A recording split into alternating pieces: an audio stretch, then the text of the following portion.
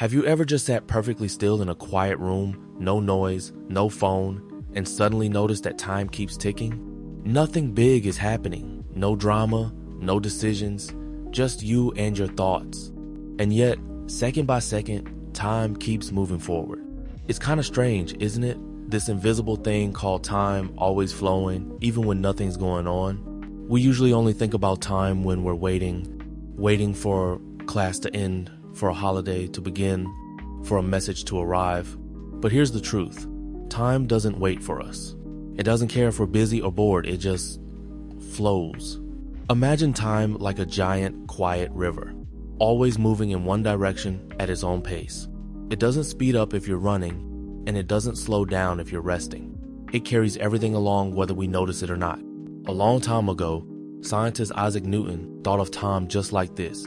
To him, time was like a universal clock ticking the same everywhere for everyone. He called it absolute time. It didn't matter if you were watching the stars explode or just staring at the ceiling, that invisible clock kept ticking, steady and silent. And honestly, that's kind of humbling. Time is always there. Quiet, constant, offering each moment like a small gift. It doesn't ask anything from you. But maybe it's inviting you to notice, to feel, to live more fully. Have you ever felt like a single second lasted forever? Maybe while waiting for something important or in a scary moment where everything felt like slow motion. That wasn't your imagination. Time doesn't just live on the clock. It lives in our minds too. A long time ago, philosopher Augustine said something powerful. Time isn't something you can hold or see. It's something you experience through your memories of the past and your hopes for the future. In other words, time isn't just out there. It's also in here, inside us, shaped by how we feel. When you're bored or anxious, your brain zooms in. It notices every detail, almost like it's taking slow motion photos. That's why time feels slow. But when you're doing something you love, playing a game, laughing with friends, time disappears. Your brain stops counting. It just flows. Even scientists agree, in danger or high alert, your brain speeds up. It collects more info. That makes short moments feel longer because you're processing so much. So what does that mean? It means time isn't just numbers ticking by. It's a space for living, for thoughts, for feelings, for moments that mean something. And sometimes, time doesn't feel like a clock. It feels like an ocean, deep, calm, endless. That's not just science. That's poetry. Think about yesterday. It was just here, filled with moments and feelings. Now, it's gone. Or is it? When a day ends, does it truly vanish, like a dream fading with the morning light? Or does it simply move to a different space, quietly waiting, like a book on a shelf after you've read the last page? This question, about where yesterday goes, has puzzled people for a very long time. For most of us, time feels like a river, always flowing forward. The past is behind us, unreachable. The future is ahead, not yet here. This is a common way to see it, and it makes sense in our daily lives. Ancient Greek thinkers, like Heraclitus, believed that everything is always changing, like fire. He said you can never step into the same river twice, because both you and the river are always different. Yesterday in this view is simply no more, but some other ideas whisper a different possibility.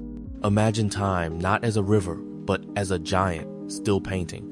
Every moment yesterday, today, tomorrow is already there, a brushstroke on a canvas that never changes. Some scientists and philosophers have explored ideas like this, sometimes called the block universe. In this view, every single point in time, every second, already exists. It's not disappearing. We are just moving through it, like walking along a path where all the scenery is already laid out. So, when you remember something from yesterday, is it just a memory? Or are you actually reaching back to a moment that still exists? Like finding an old photograph. The moment it captures happened long ago, but the photo makes it feel present again. The past might not be gone. It might just be out of our direct view, preserved in some quiet corner of existence. It's a deep thought, isn't it? Whether yesterday truly disappears or just waits, the way we remember it and how it shapes who we are right now is very real. Our yesterdays build us like layers in a rock. They are part of us, whether they vanished into nothing or are simply pausing somewhere beyond our sight. Have you ever really stopped to think about that phrase, saving time? It's something we say all the time, right? Like time is a coin you can put in a piggy bank for later, or a leftover you can store in the fridge. But time isn't like that at all, is it? It doesn't stop or wait. It's more like a river that flows endlessly, always moving forward, never backward. You can't scoop up a bit of that river and keep it in a jar for tomorrow. For as long as humans have existed, we felt this strange pull and push with time. Ancient philosophers, people who thought deeply about life, often saw time as something vast and unstoppable, a force that just is. They knew it couldn't be controlled. But then as the world sped up, especially around the time of great inventions and busy factories, people started seeing time differently. It became a precious resource, like land or money. Benjamin Franklin, a long time ago, famously said, "Time is money." This idea made us start thinking of time as something we could earn, spend, or even save. But here's the thing. When we say we save time, we're not actually putting minutes into a savings account. What we're doing is making choices about how we use the time we have. Imagine you decide to clean your room really fast. You feel like you've saved an hour. But that hour didn't disappear and reappear later. You simply finished one task quickly, which freed up that hour to do something else immediately, maybe read, play a game, or just relax. The hour itself kept moving. Just now, it was filled with a different activity. You didn't store it, you redirected its flow. This makes us wonder, doesn't it? If we can't truly save time, then what is our goal when we rush? Maybe the real wisdom isn't in trying to collect more time, but in truly living the time we have. Every second, every minute is a precious gift that flows by. We can't keep it, but we can decide how we fill it. It's about being fully present, whether you're learning something new, laughing with a friend, or simply watching the clouds drift by. Perhaps the truest saving isn't about hoarding moments, but about making sure we don't let these unique, unrepeatable moments slip by without truly living them. Have you ever had a day slip away, maybe just staring at the ceiling or scrolling on your phone, and then you sigh, "I wasted so much time." It's a common feeling, but pause for a moment and think about that word, waste. Can you truly waste something that doesn't stop, doesn't wait, and doesn't change its speed for anyone? Time is like a river, always flowing forward, always moving from the future to the past. It doesn't hold still for us to mess it up.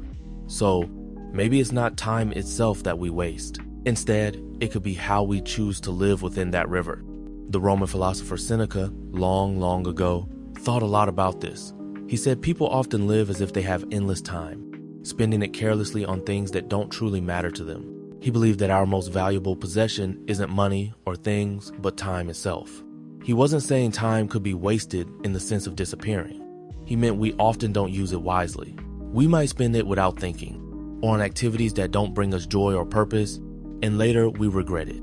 Think about it like this. If you spend an afternoon quietly watching the clouds drift by, or just sitting and thinking, is that wasted time? The clouds still move, the sun still sets, the clock keeps ticking. The time didn't stop or go backward. You just chose to spend that moment in a way that didn't involve being busy or productive in the usual sense. Maybe that quiet time was exactly what you needed for your mind to rest, to wonder, or just to be. So, perhaps wasting time is less about time's true nature and more about how we feel about our choices or what we expected to do versus what we actually did. Time simply carries on, and what we do in its flow becomes part of our story, whether we planned it or not. What if everything we think we know about time, that it just moves forward in a straight line, is not quite right? Imagine time not like a simple road stretching out ahead of you, but like a huge ball of yarn. It's tangled and knotted in places, with threads looping back on themselves. This idea suggests that past, present, and future aren't neatly separated boxes, but more like different parts of the same interwoven fabric. For a long time, many cultures, especially ancient ones, didn't even think of time as a straight arrow. Some indigenous peoples, for instance, saw time more like cycles, like the seasons or the moon's phases, always returning and repeating.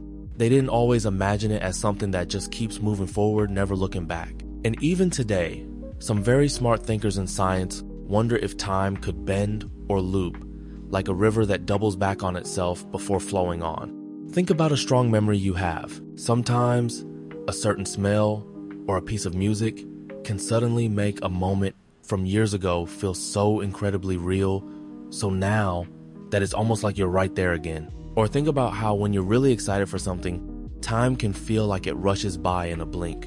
But when you're bored in class, that same amount of time can seem to crawl, almost stopping. These feelings, these strange jumps and stretches, make you wonder if time is truly as rigid as we think.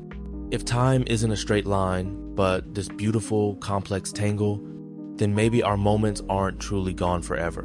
Maybe every experience, every laugh, every sad moment, every single feeling exists somewhere in this grand, beautiful fabric.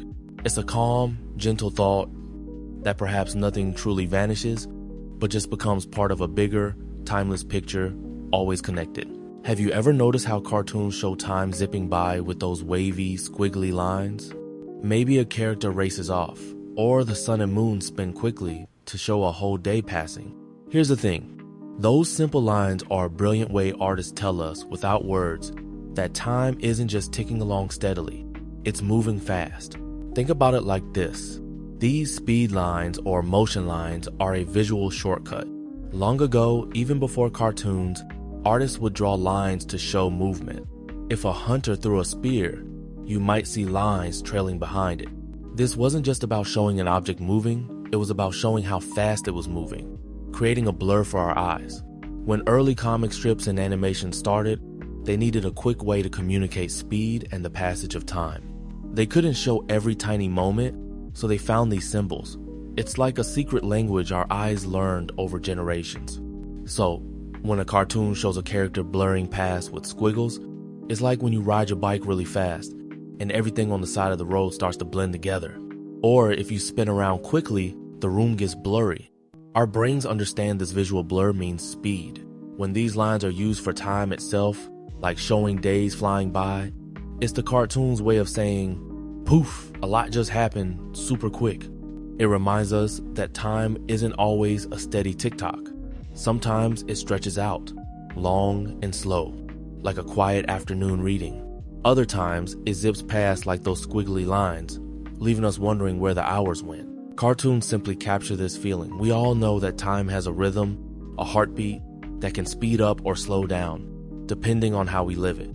It's a beautiful, simple way to show something so complex. Have you ever called someone far away and realized it's morning for them while it's still late night for you? You might wonder, how can it be the same now everywhere, but the clock shows such different times? It feels a little like a mystery, doesn't it? Here's the thing. Now is a shared universal moment. It's always happening for us all. But Earth is constantly spinning. As it turns, different parts of its surface face the sun. When one side is in sunlight, having midday, the opposite side is in darkness, having midnight. So, time zones are our human way of making sense of this constant spinning. We divide the world into sections, and each gets a specific hour. This means everyone in that section has daylight or night at roughly the same clock time. For a long time, towns set clocks by their own local sun. This worked when travel was slow. But in the 1800s, when trains became popular, these different local times caused problems. How could train schedules work if every town had its own time? To make things easier, people agreed on a standard system. This is why Greenwich, England became the starting point for global time, called the Prime Meridian. Think about it like this. Imagine an online game with players all over the world. Everyone plays at the exact same now. But for the player in Japan, it might be dinner time, while for the player in New York, it's early morning. They share the same digital now, but their personal clocks reflect where they are on Earth. This helps us know what time it is for others, even far away. It reminds us that even as we live our unique days, bathed in our own sunlight or moonlight, we are all spinning together on this planet, sharing one continuous, unfolding moment. It's a quiet reminder of how connected we are, tying us across oceans and continents. Have you ever stopped to wonder if a busy ant scurrying across the sidewalk feels time passing the same way you do? It's a strange thought, isn't it? For us, a minute is 60 seconds. A day is 24 hours.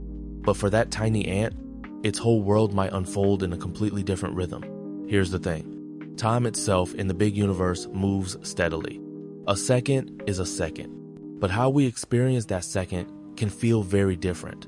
Imagine watching a video in super slow motion. A quick action, like a ball hitting a wall, suddenly stretches out. This is because the camera captures many more tiny moments. For an ant, its small body and very fast heartbeat mean its brain processes things much quicker than ours. So, what seems fast to us might feel slow and stretched out for the ant. Its world is like our world seen through a slow motion camera. Thinkers for hundreds of years have wondered how our minds shape what feels real. Old philosophers asked if we all see the same true world or if each of us lives in our own version. They believed our senses and thoughts could change how we experience things. So, it's not just about ants, it's about how our bodies and brains are built, shaping our personal timelines. This idea reminds us that time isn't just a number on a clock. It's also a deeply personal feeling, shaped by who we are and how we're made. The ant's busy life teaches us that our own perception of time is just one of many ways to feel moments pass. It makes us appreciate how unique our sense of time truly is, and perhaps encourages us to slow down and notice the details that the ant might also be experiencing, just in its own way. Have you ever heard an older person say, "Oh, time just flies by these days"? It's a common thing, right? But what does that even mean? How can time, which moves at the same speed for everyone, feel so different to them? Here's the thing. Time itself doesn't speed up. A minute is always 60 seconds. But how we feel time, how we experience it, changes a lot as we grow older. When you're little, everything feels new.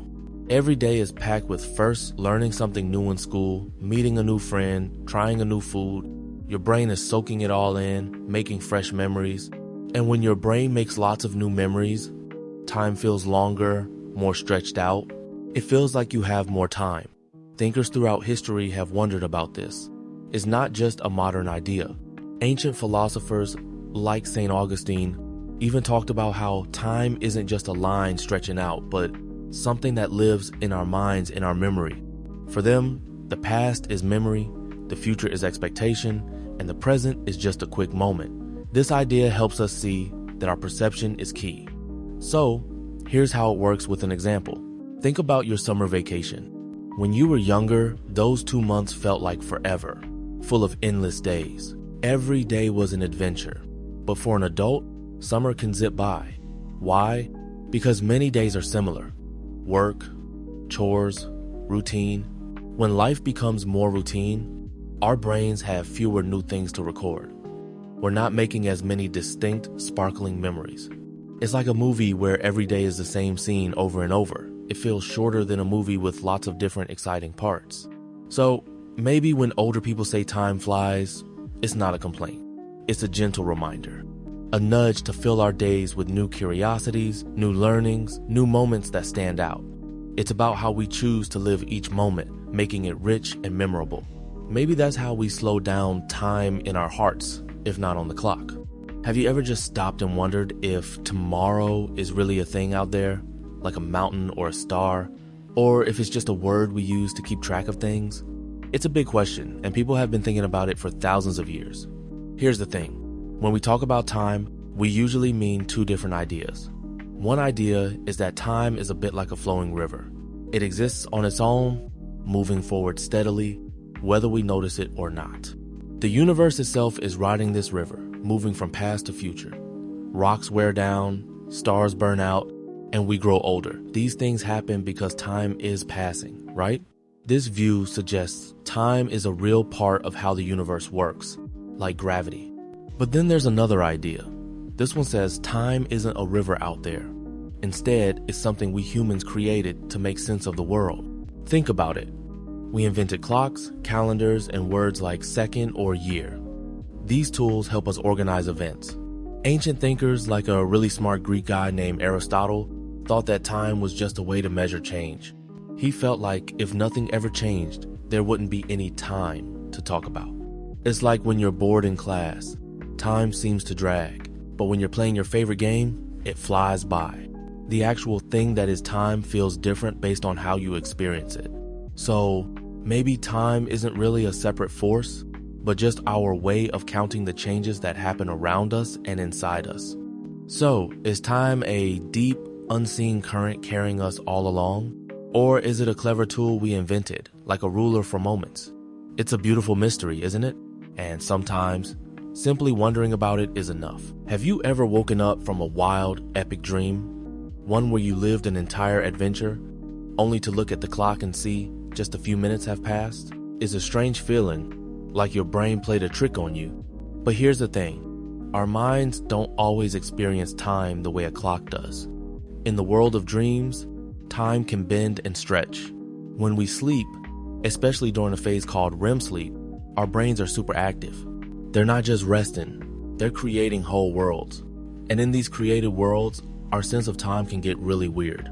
It's because our brain isn't relying on outside cues, like the sun moving or people talking. Instead, it's just processing thoughts and feelings very, very quickly.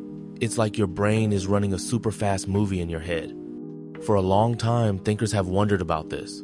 Ancient philosophers like Aristotle and later thinkers knew that dreams felt different from waking life. They might not have had our science, but they understood that time in dreams wasn't normal. They saw dreams as a space where our minds could roam free, often making up their own rules.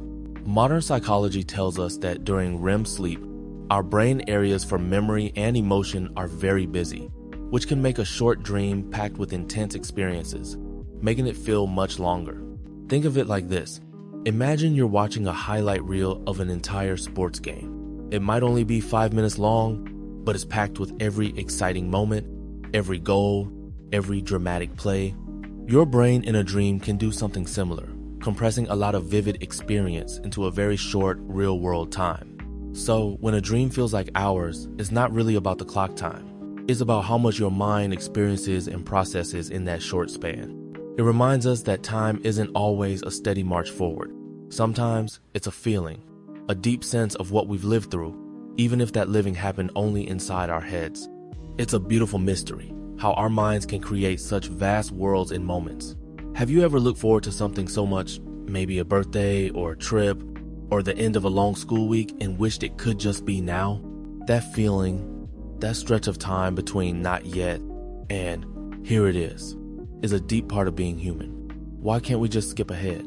Why does time insist on moving forward, one breath after another, bringing the future to us only when it's ready? Here's the thing. We live in a world where time seems to flow in only one direction. It's like a river. We're always floating downstream, unable to paddle back to yesterday or jump ahead to tomorrow. The future is always up ahead, a place we haven't reached yet. And the present is this exact spot, this very moment where the future finally becomes real. It's the meeting point of what's coming and what's here. Ancient thinkers like the wise people of old Greece spent a lot of time wondering about this. Some, like a philosopher named Aristotle, thought of time not as an empty space, but as a way we measure change. If nothing ever changed, if a tree stayed a seed forever, if a baby never grew, would time even make sense? Maybe time exists, because things do change, do grow, do move.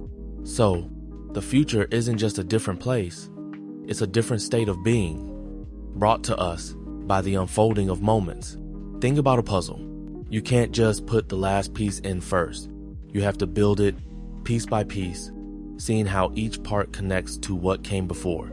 The picture of the puzzle's end is the future, but it only shows up fully as you work through each present moment of placing a piece. And that's why it matters. The waiting, the unfolding, it lets us experience the journey. It lets us learn, grow, and appreciate each step. Maybe the future isn't just something that arrives, but something we build, one present moment at a time. And that slow unfolding is the quiet, beautiful rhythm of life itself. Have you ever looked up at the stars and wondered if time itself behaves differently out there, far beyond our sky? It's a thought that wraps around your mind, a gentle question about the very fabric of our existence. Here's the thing. It sounds like something from a science fiction movie, but in a strange and beautiful way, moving really fast does change how time passes for you. This idea is called time dilation. And it's not about magic or make-believe. It's a truth found in the quiet hum of the universe. Imagine time as a river. For most of us, standing on the bank, the river flows by at the same speed. But if you were suddenly able to get into a super fast boat and zoom down that river, something incredibly subtle happens. your personal river of time would flow just a tiny bit slower than for someone standing still on the bank. So, if you traveled really, really fast, like an astronaut rocketing through space, your clock would tick a little slower than a clock back on Earth. This isn't just a wild guess. A brilliant thinker named Albert Einstein showed us this more than 100 years ago with his theories of relativity. He helped us see that time isn't like a giant, unmoving metronome ticking equally for everyone everywhere. Instead, time is woven together with space, and how fast you're moving through space affects how quickly you move through time. It's a bit like a student running around the track during recess versus a student sitting still in the classroom. When the running student stops, their experience of time, though only by a tiny fraction, has been different. The world outside their fast-moving bubble has aged slightly more than they have. It makes you wonder, doesn't it? Our everyday moments feel so solid, so fixed in time. But knowing that time can stretch and shrink even just a little, depending on how fast we move, adds a deeper layer to our understanding of the world. It's a quiet reminder that the universe holds mysteries, even in something as familiar as a ticking clock, and that every second is a journey, always unfolding. Have you ever looked at the clock, then at your to-do list, and felt a tiny wave of panic? Maybe you wanted more time for a school project, or an extra hour to play a game, or just more moments with someone you love. It's a feeling almost everyone shares, wishing for more time. But why? This wish comes from understanding that time is limited. Unlike money you can earn, or things you can buy again, time, once gone, is gone forever. It flows like a river, always moving forward, never turning back. We feel this lack because our lives are full of dreams, tasks, and relationships that all need our time. We want more time for all the things we wish to experience, create, or learn. Throughout history, wise thinkers have wrestled with this very idea.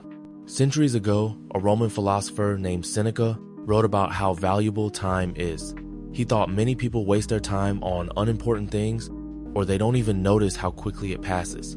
He thought we often act like time is endless, when it's truly the most precious gift we have. It's not a new feeling, this worry about time. From ancient poems to modern songs, people have always tried to understand why time flies, especially when we're having fun or desperately need more of it. Think about a time you had a big test or a play to prepare for. You probably wished you had an extra day, or even just a few more hours, to study or practice. That feeling comes from knowing there's a gap between what you want to achieve and the moments you have. It's not just about more seconds ticking by. It's really a wish for more chances, more opportunities, more moments to grow, to connect, or to simply be. So when we wish for more time, maybe we're not just wishing for extra minutes. Perhaps we're wishing for a deeper sense of control, or a chance to live more fully in the moments we are given.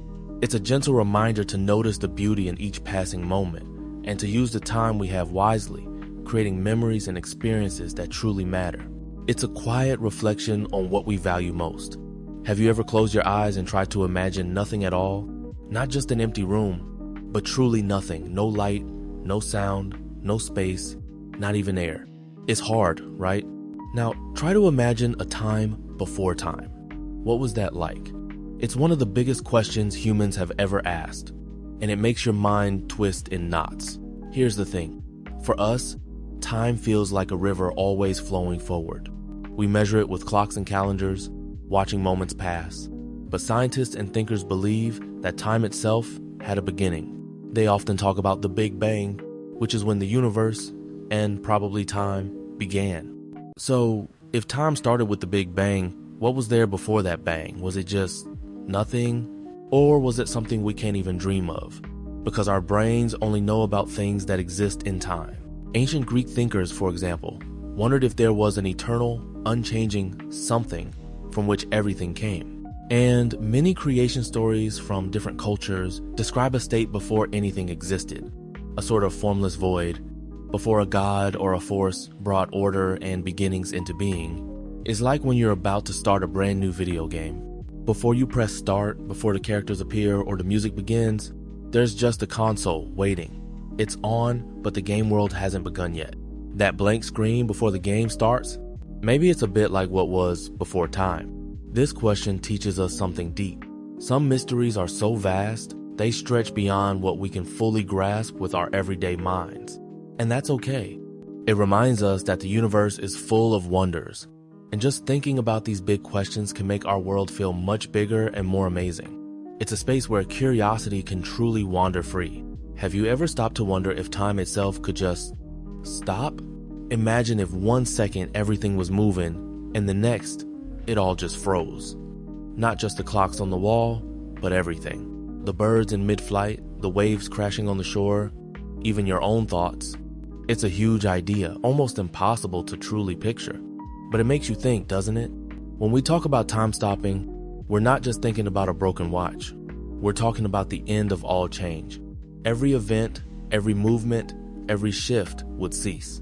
Philosophers and thinkers for thousands of years have grappled with this very question. Ancient Greek thinkers wondered if time was an endless river, always flowing, or if it had a beginning and an end, like a story. They didn't have scientific instruments, but they had their minds, and they asked the same big questions we do today.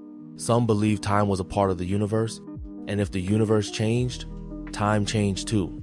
Others saw it as something separate, always there, whether anything else was or not. Here's the thing, for time to truly stop, it would mean the universe itself would have to stop evolving, stop moving. Think about a movie you're watching. If you hit the pause button, everything on screen freezes. The characters stop talking, the action halts. But the movie itself is still there, ready to play again. For time to stop in our reality, it would be like the entire movie of the universe just stopping forever. No more frames passing, no more story unfolding. But the way we understand our universe right now, everything is always in motion, always changing, even if it's super slow.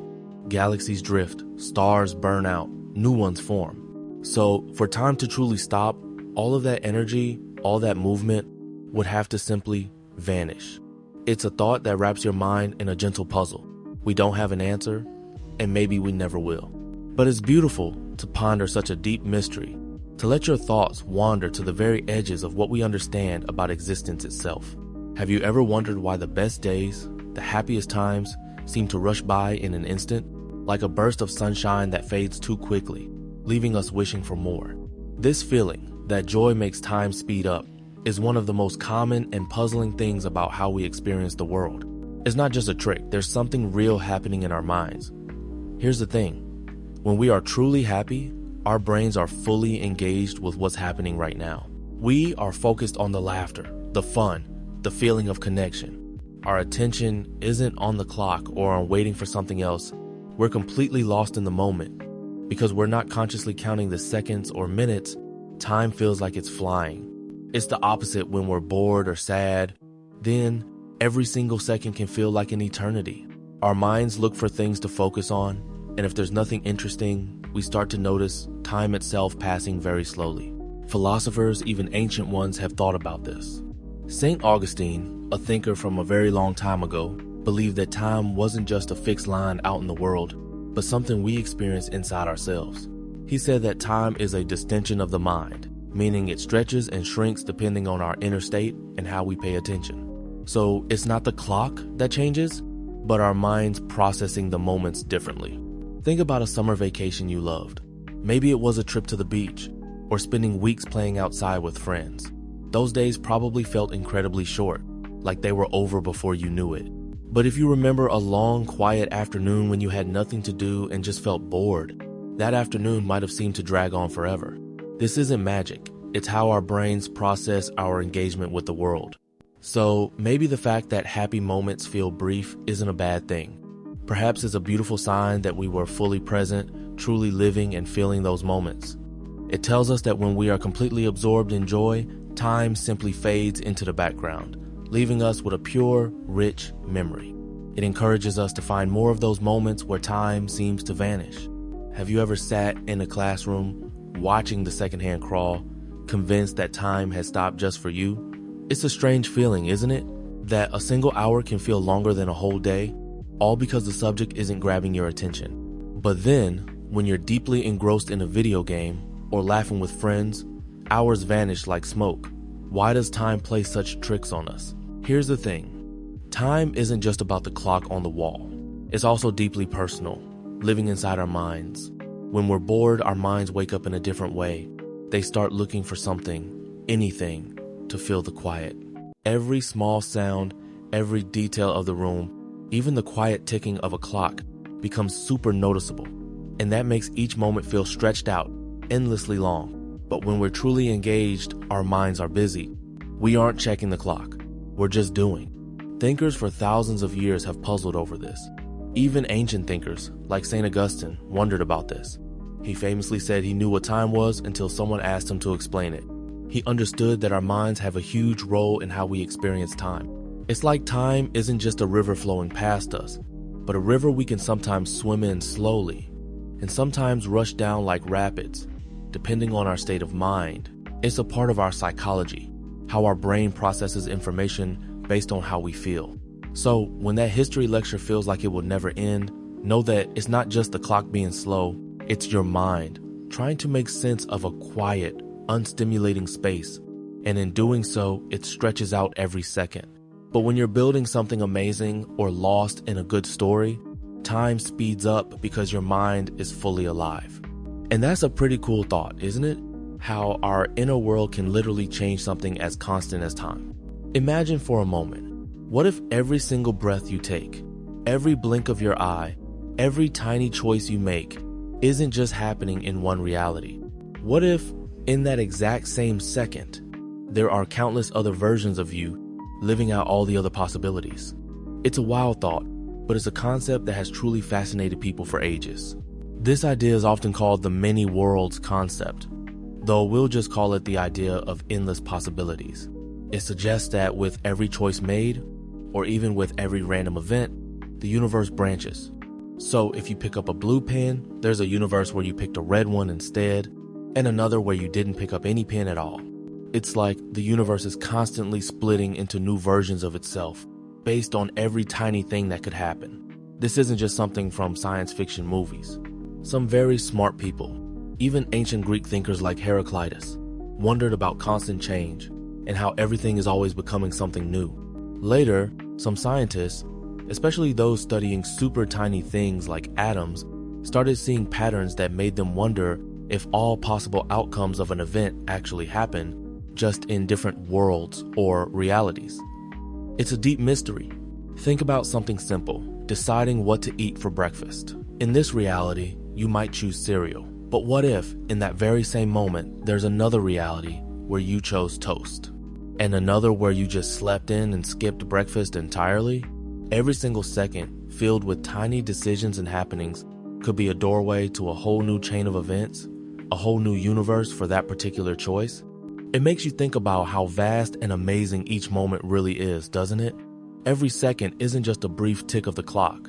It's packed with potential, with paths taken and paths not taken. This specific second, the one you are living right now, is precious, because even if there are endless other paths, this one is yours, here and now. And that's a powerful and truly unique thing. Have you ever had one of those days that feels just right?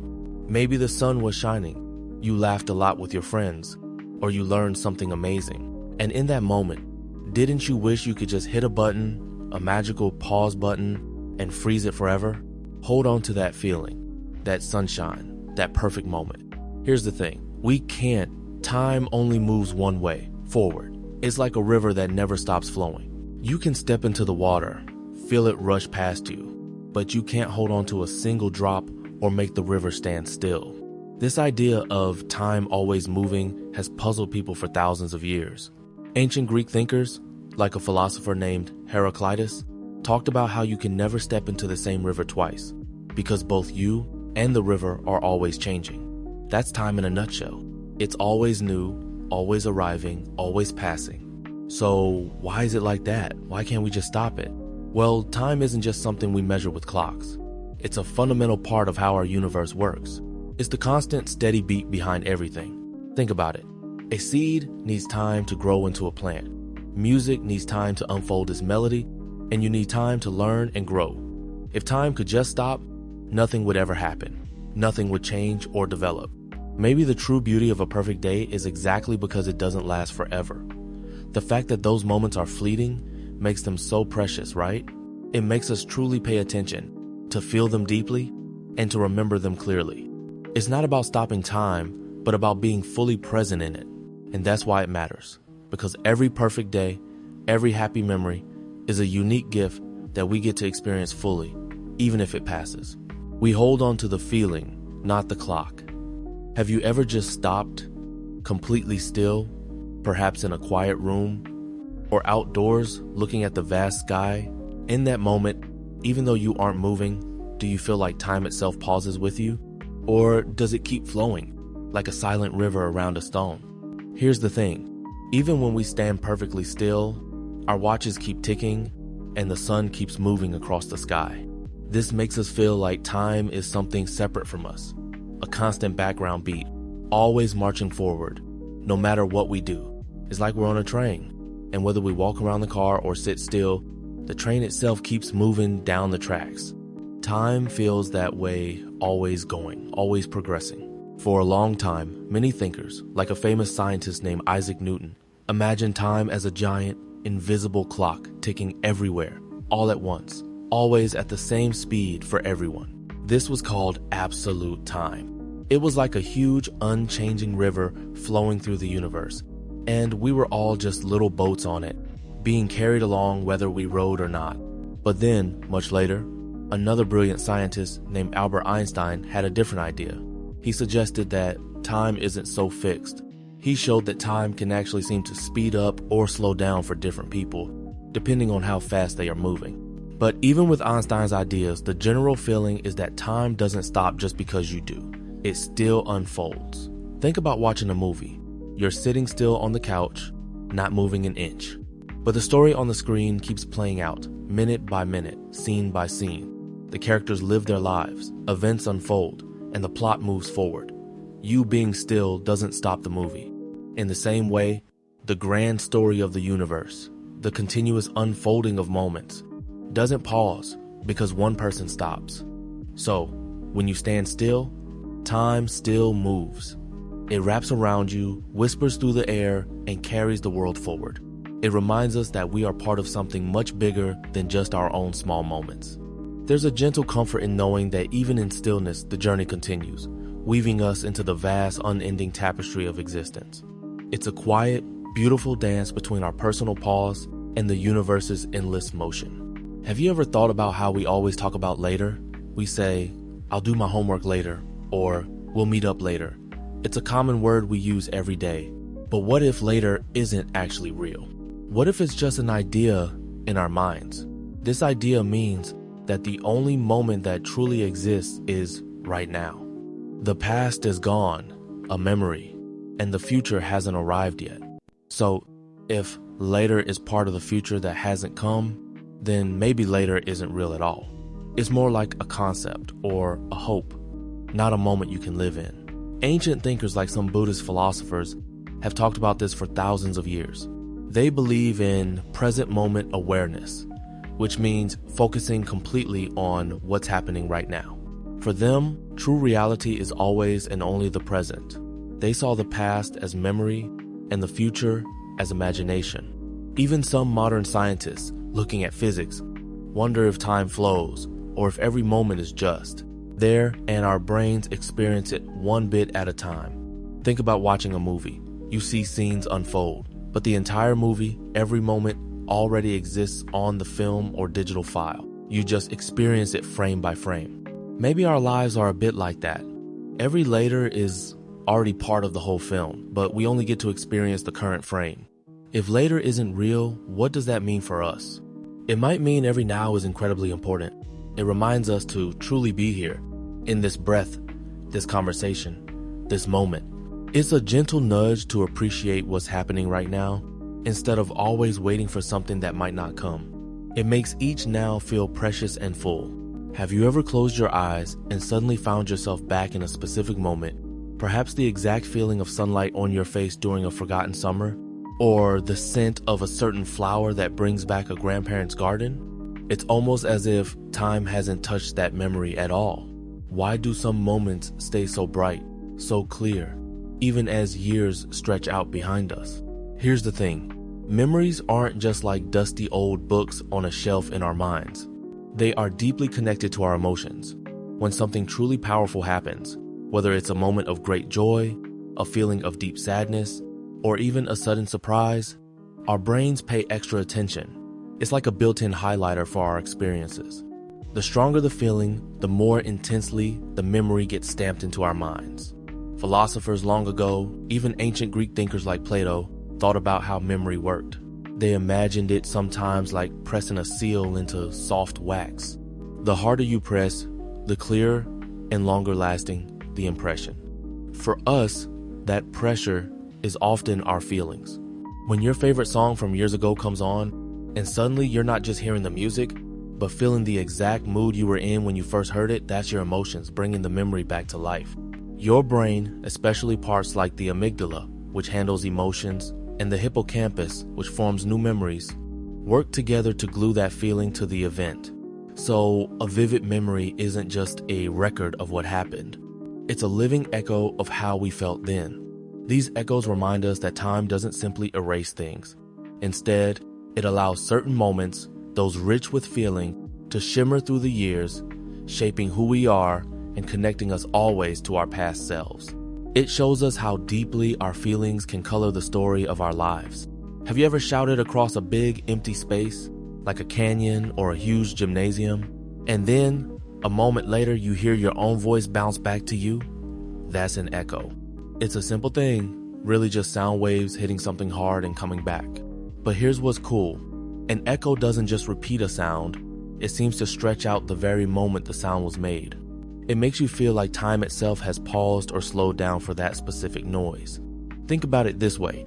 You make a sound like a loud hello, and then, a second or two later, you hear hello again. Your brain remembers the first sound.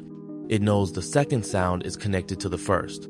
So, instead of thinking of them as two separate moments, your mind links them. It's like that single hello is being held onto, made longer by its return. The sound isn't gone. It's still present, even after it should have faded away. People have thought about echoes for thousands of years.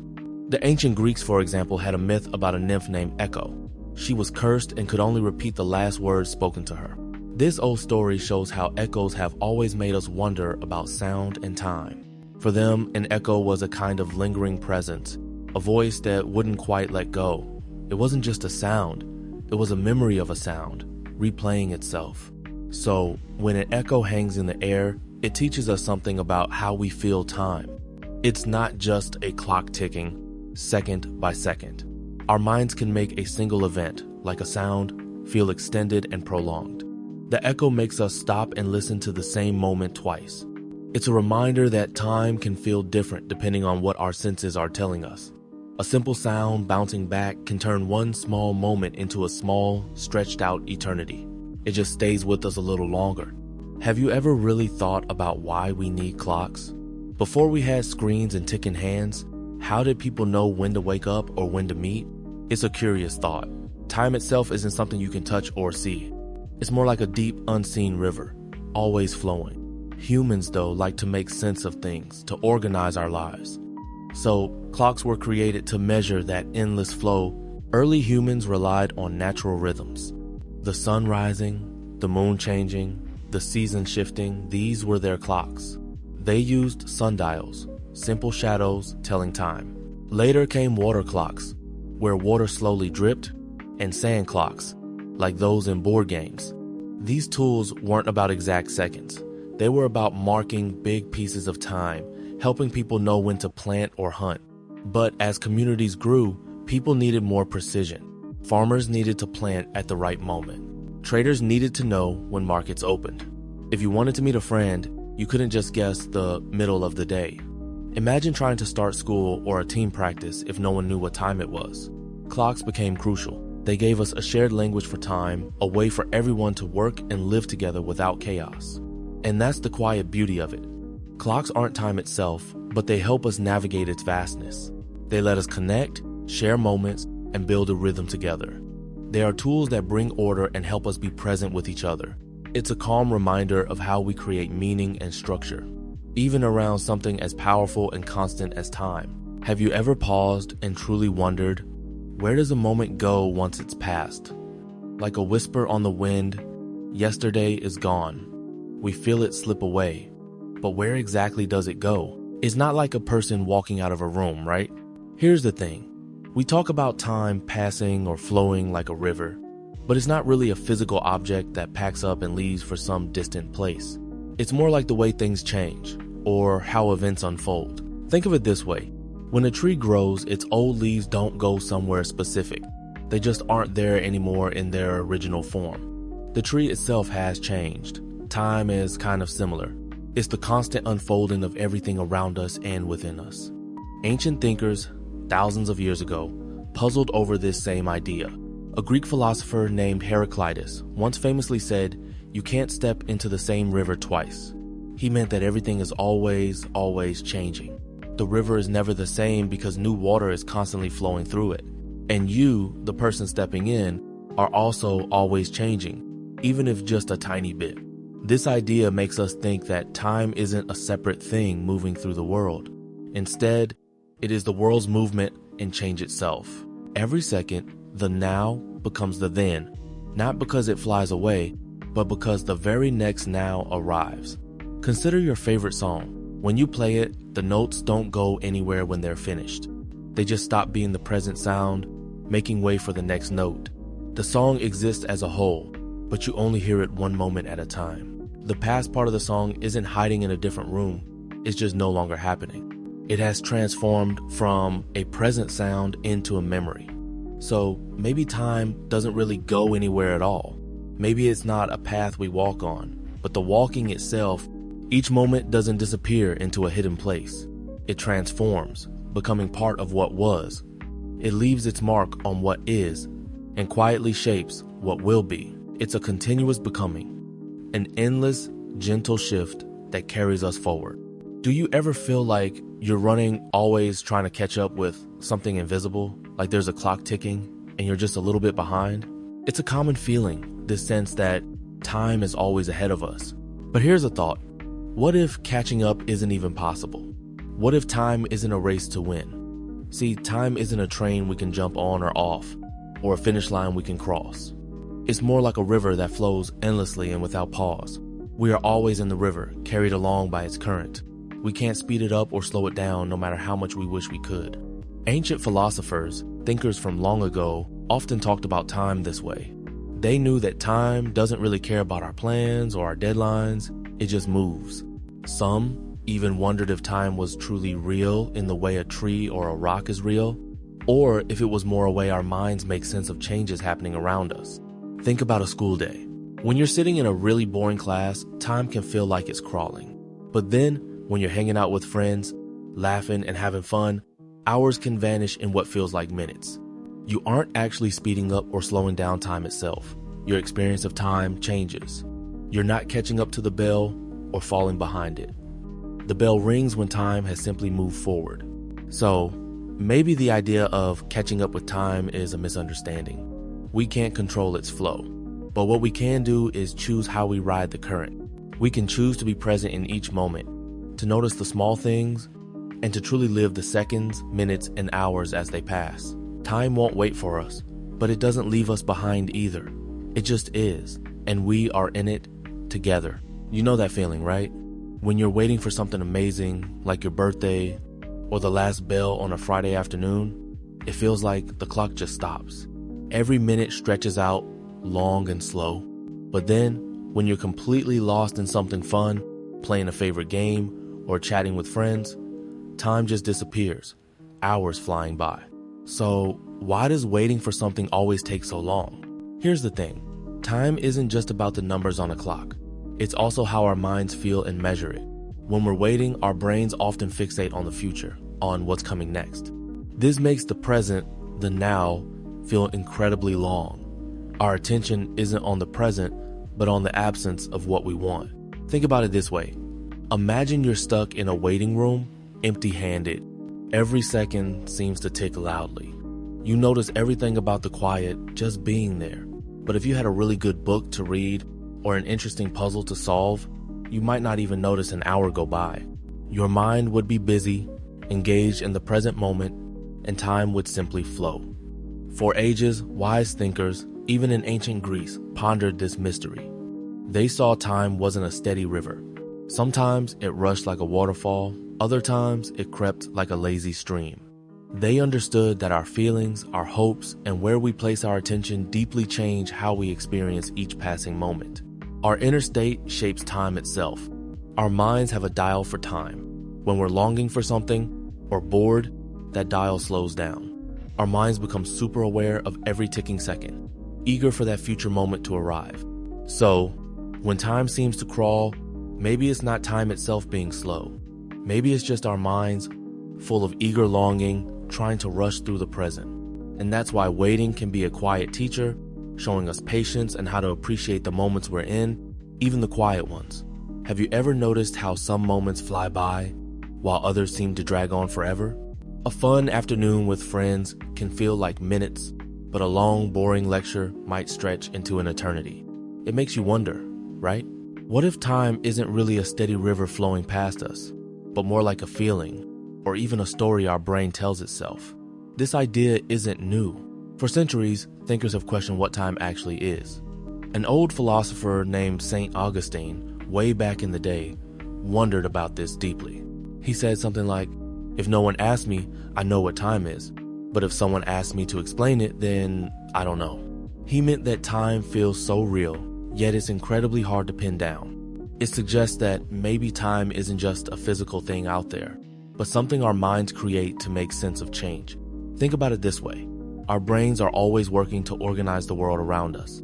They connect memories, plan for the future, and notice when things happen one after another. So, time could be the way our brains put all those changes in order. It's like a filing system for experiences. When you're remembering a vacation, you don't just recall one moment. You might jump from a funny dinner to a beach sunset, not necessarily in perfect order. Your brain pieces it together, and time helps create that flow. So, here's the thing. If time is partly a way our minds sort things out, then our perception of it can change. It means our feelings and what we're focused on can actually speed up or slow down our experience of time. It reminds us that our own inner world plays a huge part in how we experience reality. Maybe understanding time isn't just about clocks, but about understanding ourselves and how our minds craft the moments we live. Have you ever looked in a mirror and seen a new wrinkle? Or maybe noticed an older photo of yourself and wondered, is time actually doing something to me? It's a curious thought, isn't it? We often say time takes its toll, or time changes everything. But does time itself have hands that can reach out and touch our skin, making us older? Here's the thing. When we talk about aging, we're not really saying time is an active force. Instead, it's about the many tiny changes happening inside our bodies, day by day, year after year. Think about a tree growing taller. Is time making it grow? Not exactly. The tree is taking in sunlight and water, and its cells are dividing and building. Time is just the background, the stage, on which this amazing growth plays out. Philosophers have wondered about this for a very long time, stretching back to ancient Greece. Thinkers like Aristotle didn't see time as a separate force that did things. They saw it more as a way we measure change, how things move from one state to another. So, aging isn't time actively pulling at your skin or changing your hair color. It's your own cells, your own biological processes, simply unfolding and transforming as the moments pass. These processes happen within you, over the span we call time. Imagine a beautiful old wooden fence. It might look weathered and gray. Did time make it that way? Not alone. The sun beat down on it, the rain soaked it, and tiny bits of wood slowly broke down. Time just measured how long these natural processes took. Our bodies are much the same. We are always reacting, repairing, growing, adapting. These are active processes happening throughout our lives. So, when we notice changes in ourselves as we get older, it's not time actively working on us, as if it's a sculptor. It's us, our very being, continuously transforming and unfolding within time's steady current. It's a natural, quiet journey. Every moment brings a gentle shift, a new story written on the canvas of who we are. We are the changing, happening within the endless flow. Have you ever stopped to think about how you picture time? For many of us, time feels like a straight path. moving forward from yesterday through today into tomorrow. We see our lives as a line from birth to old age. But what if time wasn't like a line at all? What if it was more like a circle? Some cultures, especially ancient ones and many indigenous peoples, saw time as a cycle, not a straight arrow. For them, time wasn't just about moving forward. It was about returning. They noticed how the seasons always come back. Spring, summer, fall, winter, then spring again. The sun rises and sets, and then rises again the next morning. The moon grows full, shrinks, and then grows full once more. These weren't just repeated events, they were the very rhythm of life. Think about the ancient Egyptians. Their whole world depended on the Nile River flooding every year. This flood brought new life to their farms. So, for them, time wasn't about a constant push into the unknown future. It was about a dependable return, a cycle of death and rebirth that happened yearly. Many Native American tribes also see time in cycles, deeply connected to the earth's natural rhythms and the endless journey of the spirits. They often think about how events in the past will come around again, not exactly the same, but with similar lessons. It's like how you go through a school year. You start in September, learn new things, finish in June, and then a new school year begins in September. It's not just a single never-ending line of learning. It's a cycle that repeats, bringing new lessons and new beginnings each time. This way of seeing time can feel very comforting. It suggests that nothing truly ends. It just transforms and returns in a new way. It makes us feel more connected to the rhythms of the world around us, and less like we're just rushing towards some distant end. It reminds us that every ending is also a new start, gently turning us back to where we began, but with new wisdom. Have you ever thought about how something that's completely gone can still be so powerful? The past, by definition, is over. It's done. We can't go back to yesterday, not even for a second. But then, why does it feel like everything that happened before is still right here with us, shaping our world? It's a bit like this. Imagine a wave crashing on the sand. The water pulls back, the wave itself is gone, but it leaves behind patterns, ridges, and changes to the shore. The moment of the wave is over, but its effect remains. The past works the same way. It's not that the moments themselves are still present, but the results of those moments are. Every choice, every event, every discovery from long ago, it all created a path to right now. Think of it as a river. The water that flowed through the river yesterday is gone, but that water, over countless years, carved the riverbed. That riverbed then guides the water today and tomorrow. So the past isn't physically here, but its shape, its design, its influence, that's everywhere. Ancient Greek thinkers like Heraclitus understood that everything changes, always. He said you can never step into the same river twice because the water is always new. But even he knew the river still holds its form, shaped by all the water that came before it. Later, thinkers like Isaac Newton showed us how one action leads to another. Every cause has an effect. This isn't just about physics. It's about life too. What happened yesterday makes today possible. Think about riding a bike. You probably learned years ago. Those first wobbly moments, the scraped knees, the hours of practice, that's all in the past. You don't feel the scrapes now. But the skill you gained, the balance you learned, that's still with you, letting you ride effortlessly today. Or look around your classroom. The desks, the books, the lessons, they exist because people in the past designed schools, wrote books, and developed knowledge. Their efforts are gone, but their creations are your reality. So the past isn't a heavy chain pulling us back. It's more like the ground beneath our feet. It's the foundation of everything. Understanding this helps us see how we're all connected to what came before us. It also reminds us that our own actions today will become someone else's past tomorrow, leaving powerful echoes. Have you ever stopped to think why we try to pin down something as endless and flowing as time with neat numbers and straight lines? We talk about 5 minutes or next Tuesday, and we draw timelines in history class. But why? Time itself doesn't come with tick marks. Here's the thing. Time, by itself, is like a river without banks. It just goes. For early humans, time was mostly about cycles, the sun rising and setting, the moon waxing and waning, the seasons changing. They didn't need exact seconds, but they knew when to plant or when to hunt based on these big natural rhythms. As people started living in bigger groups and building more complex things, they needed a way to coordinate. Imagine trying to build a huge pyramid if everyone just worked whenever they felt like it. Or trying to meet up with someone in a big city without agreeing on a specific hour. So, humans started inventing tools to measure these cycles more precisely. They used sundials, which showed shadows moving with the sun, and water clocks, where water dripped at a steady rate. This wasn't just about telling time, it was about creating a shared way to understand and organize our lives together. It made it possible for us to build societies, to plan, to remember. Think about a school day.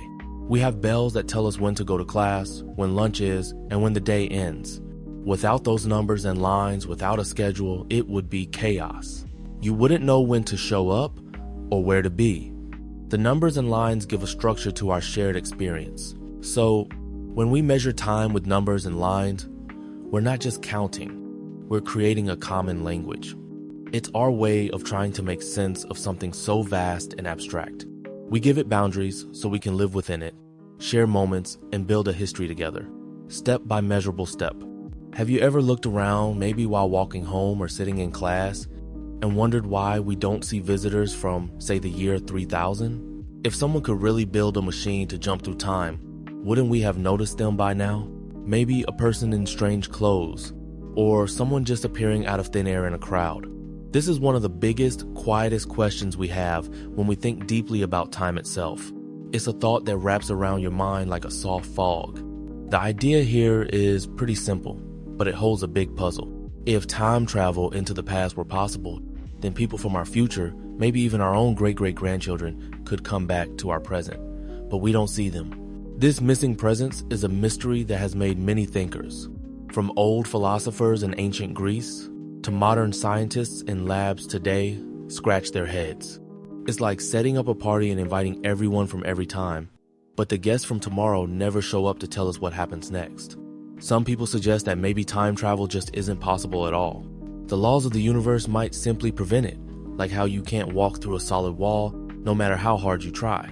Time might be a one-way street, always moving forward. Others wonder if perhaps time travel is real, but it works in ways we can't even imagine right now.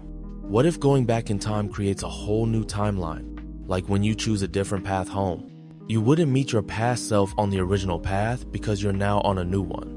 This idea means future visitors wouldn't be arriving in our specific past, but a slightly different version of it. Or maybe time travelers are just incredibly good at hiding. Think about it. If you traveled to the past, you wouldn't want to mess things up, would you? You'd probably try to blend in, to not change history or reveal too much. So, they might be here, walking among us, quietly observing, like a secret, silent audience in a play they already know the ending to. It's a humbling thought, isn't it?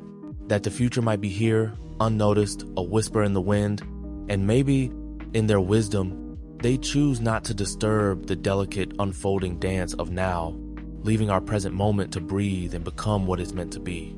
Have you ever stopped to think about time not as a straight road stretching forward, but maybe as something recorded, like a memory playing out, or a story already written by someone else, somewhere else?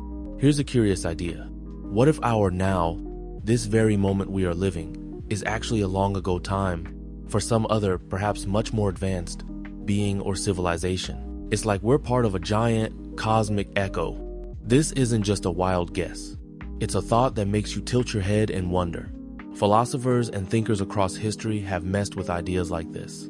Back in ancient Greece, for example, a philosopher named Plato talked about how our world might just be shadows on a cave wall, not the real thing.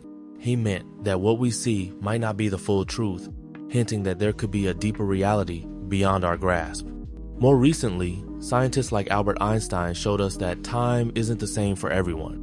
It can actually bend and stretch depending on how fast you're moving. This opens up a lot of room for thinking about time in super weird and cool ways, like maybe it's layered or looping. Think about how you see a distant star. The light from that star left it thousands or even millions of years ago, right? So when you look up tonight and see that twinkle, you're not seeing the star as it is right now. You're seeing its past. You are, in a way, living in that star's long gone then. Our whole universe could be like that, but on an even bigger scale. Our current present might be the past for some unimaginable future observer, like a very slow motion home video they are watching from their own far off present. It's a big thought for sure. But here's the thing, even if we are living in someone else's past, does it make our feelings less real? Does it make the laughter we share or the choices we make matter any less? Not really. It just makes us appreciate the amazing mystery of it all. It reminds us that our now is precious, no matter what bigger story it's a part of. And maybe, just maybe, our own actions are still creating our unique future, even inside this grand, unfolding past. Imagine for a moment floating above a world far away, say Jupiter, with its swirling storms and immense size. Would a minute there still feel like 60 seconds? Or would the very rhythm of time shift, just because you're somewhere else? It's a fascinating thought, isn't it? Our whole understanding of time is so rooted in our earthbound lives.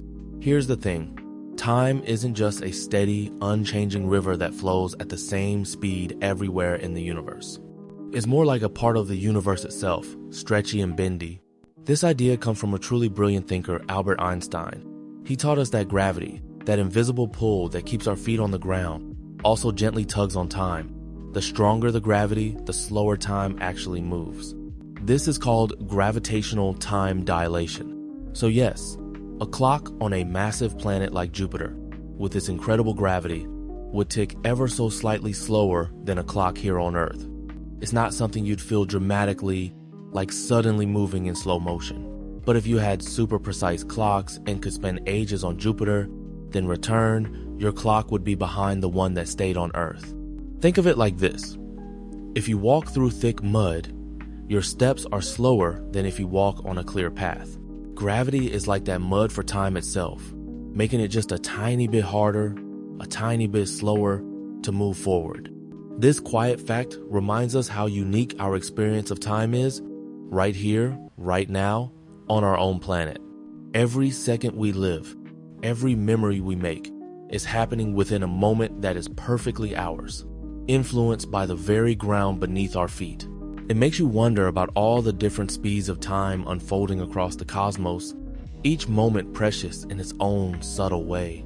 Have you ever felt something so strongly, so deeply, that it seemed to ignore the clock, like a memory of pure joy, or the ache of missing someone that just lives inside you, unchanging? It's like these feelings don't age, no matter how many years go by. They don't fade or get weaker with time. So, what makes some feelings feel like they exist outside of time's flow? Here's the thing. We usually think of time as a line, always moving forward 1 second after another. But then there are these feelings. They don't seem to pass away or get old. They just are.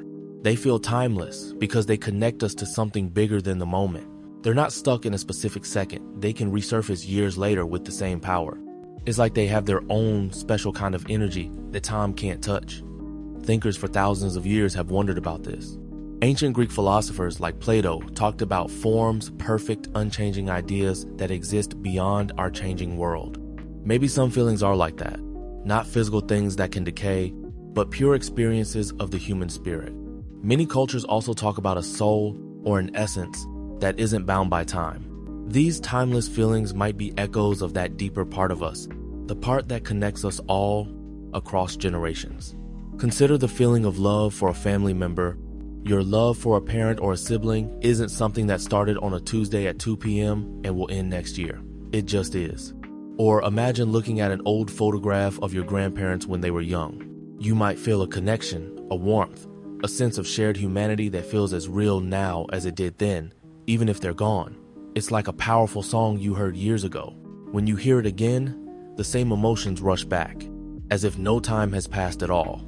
So, maybe some feelings feel timeless because they tap into what makes us truly human, what connects us beyond the tick-tock of a clock. They remind us that even though our days are counted, some parts of our inner world, our deepest experiences, can feel eternal. It's a quiet wonder, really, how something so personal can also feel so unchanging. Have you ever looked back at a whole year, like the one that just passed, and wondered where it all went? It can feel like just yesterday you were starting something new, and now it's already over. It's a strange feeling, isn't it? How can so many days, so many sunrises and sunsets seem to disappear so fast in our memories? Here's the thing. Our brains don't experience time like a clock ticking evenly. Instead, our minds seem to measure time by the richness of our memories and the newness of our experiences. When we are young, everything is fresh and exciting. Every day holds a new discovery, a new friend, a new skill, a new place. Because there are so many new memories being made, our brains record a lot of data, making those early years feel long and full when we look back. We remember so much detail, but as we get older, our lives often fall into routines. We might go to the same school, walk the same paths, and do many of the same things each day. When life becomes more predictable, our brains don't create as many unique, standout memories. It's like when you're on a long road trip. The new scenery makes the first hour feel long, but once you're on a familiar highway, the hours seem to fly by. That's because there are fewer new things for your brain to focus on and store. Some thinkers have suggested that time is less about how many seconds pass and more about how much change and newness we perceive. So a year might feel like a blink because our minds just didn't register as many unique moments to mark its passing. It's not that time itself sped up. It's more about how our minds filed away the memories. It reminds us that maybe the secret to making time feel richer, to making a year feel less like a blink, is to fill it with more attention, more new experiences, and more moments that truly stand out in our minds. Have you ever noticed how a big event, like a summer trip or a holiday, feels like it's ages away, even if it's only a few months? And then, suddenly, it's here, and just as quickly, it's gone. What makes tomorrow always feel like a distant whisper, even when it's just around the corner? Here's the thing. Our minds have a funny way of dealing with time. The present moment, right now, feels real and immediate. But the future, even just the next hour, seems to live in a different place, like a horizon that keeps moving away as we walk towards it.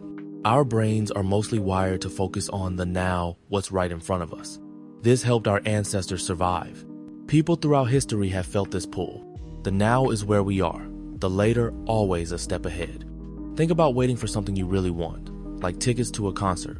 You count down the days, and each day feels super long, like the clock slows just for you. But then, after the event, the waiting time just blends into everything else. We focus on the now because that's where we make decisions and experience things. The future is more of an idea, something we plan for, but not something we can touch yet. So maybe the future always feeling far away isn't a bad thing. Perhaps it's because the future isn't a fixed place we simply arrive at, but rather something we are constantly creating, moment by moment. It's always forming, always new. If it felt like it was already here, we wouldn't have the space to dream, to plan, or to grow. That distance gives us room to become who we are meant to be. It's a beautiful thought, isn't it? That the future is always inviting us to imagine and build something wonderful, one slow, deliberate step at a time. Have you ever thought about how we move through life? It feels like we're always going forward, doesn't it? Like something is carrying us along, whether we want it to or not.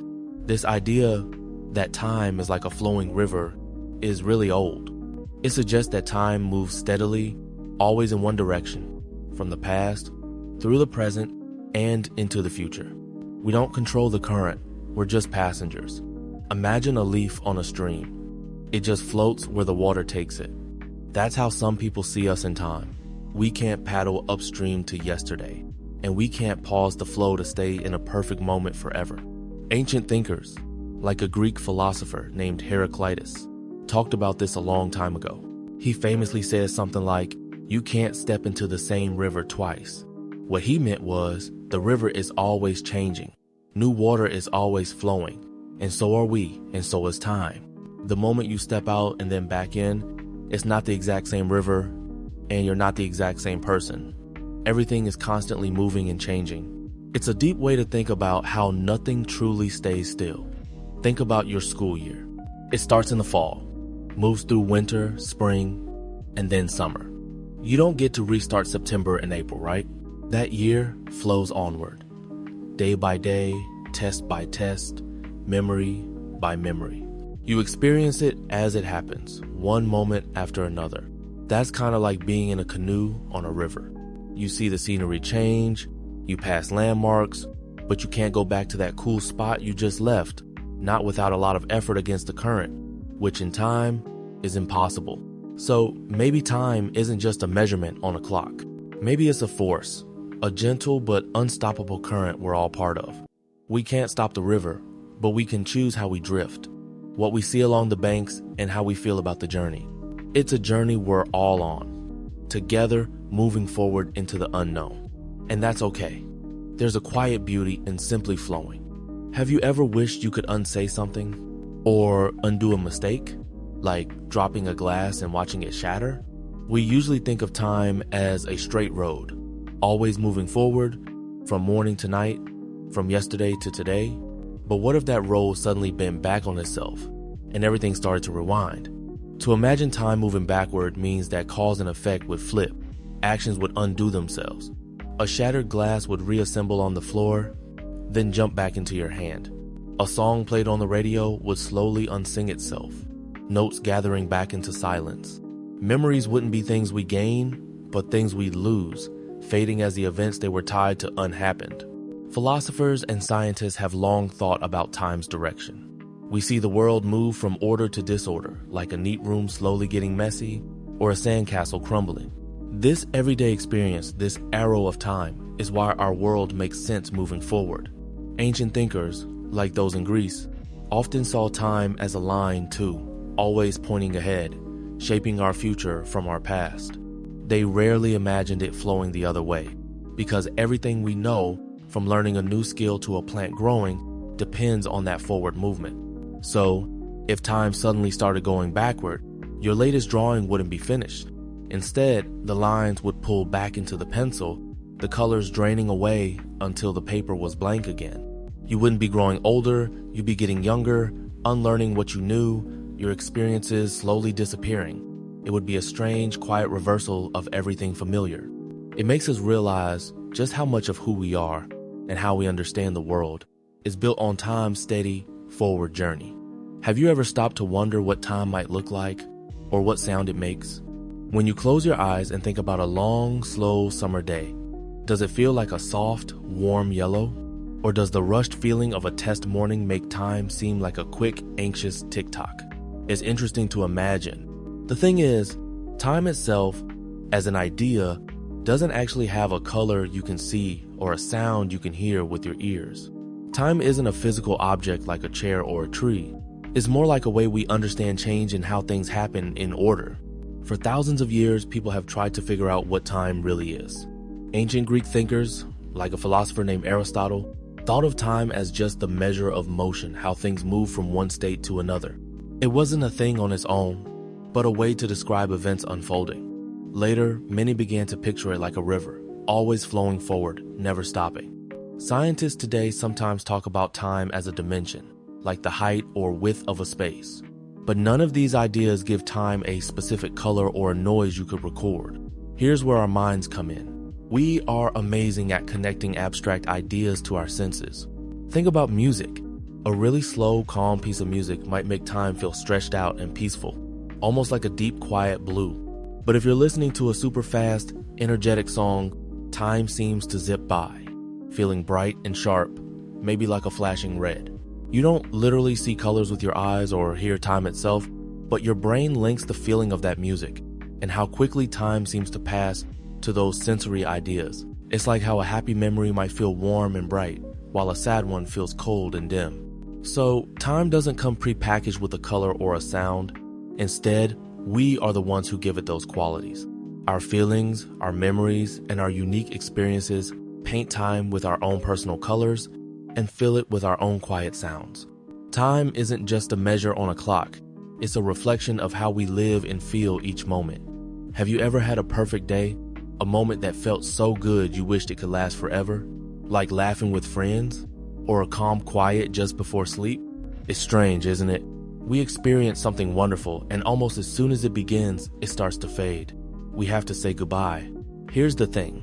Moments are like tiny special bubbles in the big river of time. They float by, bright and real, but they keep moving. We say goodbye to them because time itself keeps moving forward. It's not something we can stop or rewind. Think of it like watching a beautiful sunset. You can enjoy every color, every changing shade, but the sun keeps setting and then it's gone. The sky turns dark, and that exact sunset will never happen again. People have thought about this for thousands of years. An old Greek thinker named Heraclitus once said, "You can't step into the same river twice." What he meant was, the river is always flowing, always new water, and you are always changing too. So the moment you step in is different. This tells us everything is always changing, always moving on. Nothing stays exactly the same. It's not just about things disappearing, it's about life always becoming something new. So why do we say goodbye? Because moments aren't meant to be held onto forever. They are meant to be experienced. They leave a mark on us, like footprints in the sand, even after the tide comes in. And that's okay. It's how we learn to cherish the now, to truly be present in what's happening, knowing it will soon become a memory. It helps us see the beauty in every passing second, because each one is unique and won't come back. Have you ever wondered why people often say, "Time heals all wounds"? It's a common phrase, but what does it really mean? It's not like time magically takes away the hurt. Instead, time offers a quiet, gentle space for things to change. It allows feelings to soften, memories to settle, and our minds to make sense of what happened. Think of it like a slow, steady rain that washes over everything, clearing away the dust and making things fresh again. So, how does this healing happen? Time gives us distance from the raw emotion. When something sad or difficult happens, our feelings can be really loud, taking up all the space in our minds. But as days and weeks pass, those loud feelings start to quiet down. This idea isn't new. For a long time, thinkers and cultures have understood that things get better with patience. Ancient philosophers like the Stoics believed in letting go of what you can't control and trusting that nature, including time, would help you through. It's part of the human experience, a kind of built-in wisdom. Here's an example. Imagine you've had a really bad day at school. Maybe you messed up on a test or had a fight with a friend. In that moment, it feels like the worst thing ever. Your stomach might hurt and you just want to hide. But as the evening comes and then the next day, you start to feel a little lighter. You might realize it wasn't the end of the world. Time gives you room to breathe, to think clearly, and to maybe even forgive yourself or your friend. It's like a soft tide slowly pulling away the sharp edges of pain. And that's why time can be a healing thing. It doesn't erase what happened, but it helps us carry it differently. It reminds us that feelings are like waves. They come and they go. This gentle passage of time allows us to grow around our hurts, becoming stronger and wiser because of them. It's a quiet gift, always there, helping us move forward. Have you ever noticed how some days just rush by while others crawl? Like when you're totally lost in a game you love and suddenly hours have passed, but it felt like minutes. Or when you're stuck in a really boring class and the clock barely moves. Why does time play these tricks on us? Here's the thing. Time itself, the ticking of the clock, stays the same. A second is always a second, but our experience of time, how we feel it passing, can change a lot. This isn't just a random feeling, it's something our brains do. When we are having fun, our attention is fully grabbed. We are living in the moment, focused on what's happening right now. Our brains aren't busy storing every single detail or constantly checking how much time is left. Instead, they are soaking up the experience. People have wondered about this for ages, long before science as we know it. Ancient thinkers, like Augustine of Hippo, way back in the 4th century, wrote about how time isn't just about objects moving in space, it's deeply tied to our minds and memories. He thought time was a distension of the mind, meaning our mind stretches or shrinks time based on our focus. Our inner world shapes how we see the outside world. So imagine you're at an amusement park. You're laughing, riding roller coasters, maybe trying to win a prize. Your mind is buzzing with excitement. It's not focused on the clock, it's focused on the fun. Every new sensation is a thrill. Because your brain isn't busy recording a long, detailed list of ordinary events, when you look back, it feels like it went by quickly. But if you're doing something you find dull, like chores, your mind looks for anything to focus on, even the slow march of the second hand. It's a lot like how a memory of a short, intense moment can feel bigger than a long, uneventful one. In the end, maybe time speeding up when we're happy is a gentle reminder. It tells us that what truly matters isn't just how many minutes we have, but how fully we live them.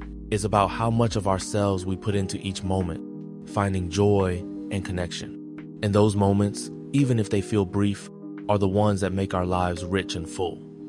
Have you ever had a moment so big, so intense, that everything else seemed to fade away? Like the world just stopped spinning for a second? When someone says time stood still, they don't mean clocks literally stopped. It's not a magic trick. Instead, it's about how our minds deal with really powerful experiences. It's about how time feels to us, not what a stopwatch says. Think about it this way. For a long time, people have wondered about time. Is it always the same, or does it change for each person? Ancient philosophers, like the Greeks, talked about different kinds of time. There's Chronos, which is clock time, always ticking forward. But then there's Kairos, which is more about the right moment, a special, meaningful time. When time stands still, it's like we're stepping out of Chronos's and into a Kairos's moment, where the quality of the moment matters more than its length. Imagine you're watching a slow motion replay in a basketball game. Or maybe you're in a car when it almost crashes. In that brief instant, your brain takes in so much information. It feels like minutes pass, but it was only a tiny fraction of a second. Or think about seeing something incredibly beautiful, like a perfect sunset. For that moment, you might forget everything else. Your worries, your to-do list, they all disappear. You are just completely there. So, time standing still isn't about time actually stopping. It's about how our awareness can expand or shrink. It's a feeling that tells us we are completely present, fully alive in that single blink. It shows us that time, in a way, lives inside us, not just on a clock. It's a reminder of how powerful our minds are in shaping our experience of the world, making the most important moments feel timeless. Do you ever just stop and wonder about time? Not the time on a clock, but time itself. It feels like a silent river, always flowing forward, carrying everything along with it. We live inside it, moving from one moment to the next, like boats on a steady current. But what is this river? Can we truly grasp its nature? For thousands of years, people have tried to figure this out. Ancient thinkers, long before anyone had wristwatches, would sit and puzzle over time. Was it real, they asked, or just something we made up in our minds to keep track of changes? They knew the sun rose and set, and seasons came and went, but what was the invisible force making it all happen? Later, even brilliant scientists like Albert Einstein showed us that time isn't as simple as we might think. He explained that time can actually stretch or shrink, depending on how fast you're moving. That's a strange idea, right? It makes you wonder if time is really the same for everyone, or if it has secrets we haven't uncovered yet. Think about how time feels different in your own life. When you're waiting for a summer vacation, an hour might feel like forever, dragging on and on. But then, when you're actually swimming at the beach with friends, that same hour seems to vanish in a flash, like it never even happened. Why does time play these tricks on our feelings? It's almost as if our minds have their own unique way of experiencing its flow, making it speed up or slow down depending on our joy or boredom. So, can we ever truly understand how time works, down to its deepest mystery? Maybe not in a way that fits neatly into a simple answer. Perhaps time is meant to be felt, to be lived through, rather than fully explained. It reminds us that some of the most profound things in our universe are also the most mysterious. And maybe, just maybe, that sense of wonder, that soft puzzle in our minds, is part of time's quiet gift to us. Have you ever felt a quiet ache in your chest when a perfect summer day suddenly turns into evening? Or when a fantastic book ends too soon? It's a strange feeling, isn't it? This isn't just about missing something. This sadness comes from a deep part of us that understands what it means for things to change, to end, and to become memories. When time seems to rush by, it's like we're losing a piece of the present, a moment we wanted to hold on to forever. This feeling connects to ancient thoughts about time. For thousands of years, people have wondered about how quickly life moves. Old philosophers, thinkers from long ago, often talked about how short human life is, like a fleeting dream. They believe that because time marches on, every single moment is incredibly precious. They weren't sad that time passed, but they understood that its passing made each now unique and unrepeatable. It's this idea that sparks a feeling of loss when we realize a happy time is slipping away. We can't rewind, and that realization can be bittersweet. Think about a time when you were laughing with friends, maybe at a big family gathering or during a field trip. You're totally in the moment, having the best time. Then suddenly someone says, "It's time to go," and a little wave of sadness washes over you. You didn't want it to end. That quick sadness is your heart telling you how much you valued that experience. It's the swift flow of time reminding you that even the happiest moments are temporary. So this sadness isn't a bad thing. It's actually a sign that you have deeply felt and cherished something. It means you were truly present and connected to that moment. And in that feeling, there's a quiet invitation to appreciate the very next second, to notice the small wonders around you, because they too will soon become part of the story you remember. It reminds us to live fully, right now.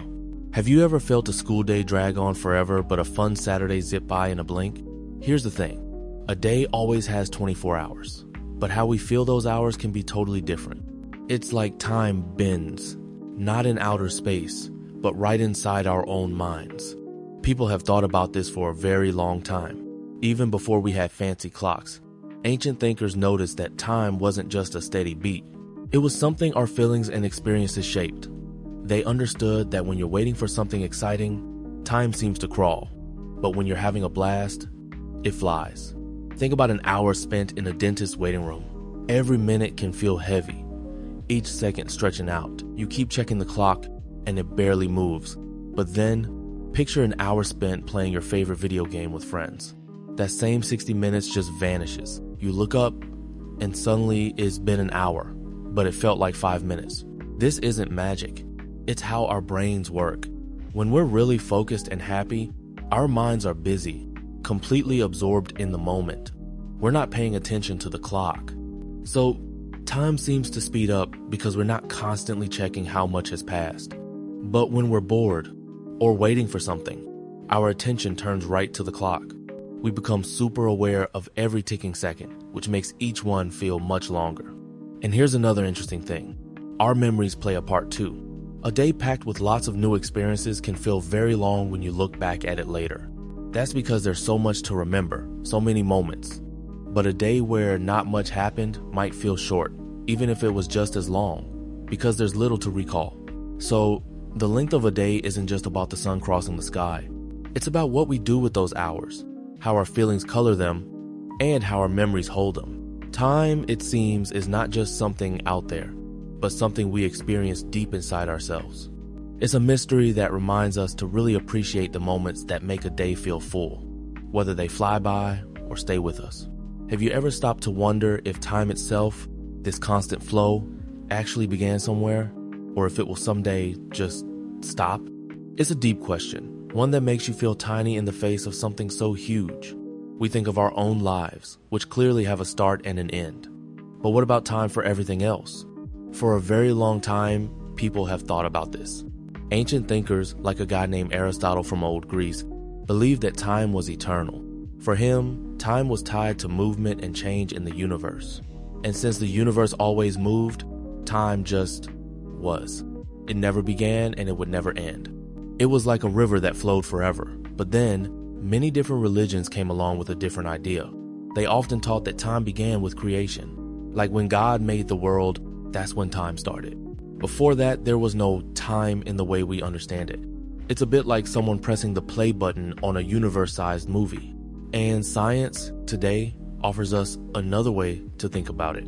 The Big Bang Theory suggests our universe and time as we experience it began about 13.8 billion years ago. It's like the universe went from a tiny, super hot speck to everything we see now, and time came with it. But this still leaves a big puzzle. What was before the Big Bang? Was it nothing? Or was it just a different kind of something, where time didn't exist in the same way? Think of it like a story you're reading. The story itself has a beginning and an end, right? You turn the first page, you read the last. But the idea of stories, of telling tales, has been around forever and will probably continue as long as people are around. Does time work like that? Our universe's story began, but maybe the concept of time is bigger than just our universe.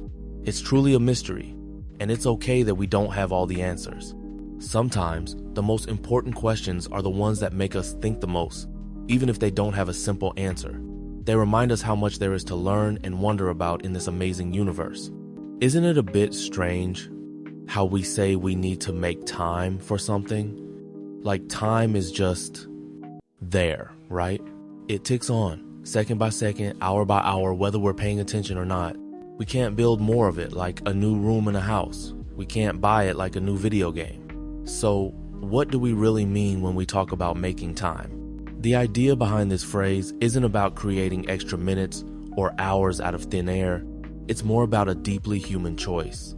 Thinkers long ago, like the ancient Greeks, often saw time as an unstoppable river. It flows on, constant and steady, and you can't make the river flow faster or slower, but you can decide what you do as it passes by. So, when we say make time, we're actually talking about choosing how to spend the time we already have. It's about prioritizing what matters to us. Imagine you have a full backpack for school. You can't make the backpack bigger, but you can choose what you put inside it. Maybe you make room for your favorite art supplies by taking out something less important. It's the same with time. When you decide to make time to call a grandparent or practice an instrument, you're not magically adding hours to the day. You're simply choosing to use some of your existing time for that specific thing, maybe moving something else aside. It makes us think, doesn't it? Time just keeps moving, like a quiet companion. But how we feel that journey, what we choose to place in the precious moments given to us, that's where our own quiet power lies. We don't make time, we make choices within it. And those choices shape our lives one moment at a time. Have you ever stopped to wonder if time is more than just the tick-tock of a clock, always pulling us forward? We live in a world with 3 dimensions we can easily see and move through. Up and down, left and right, forward and back.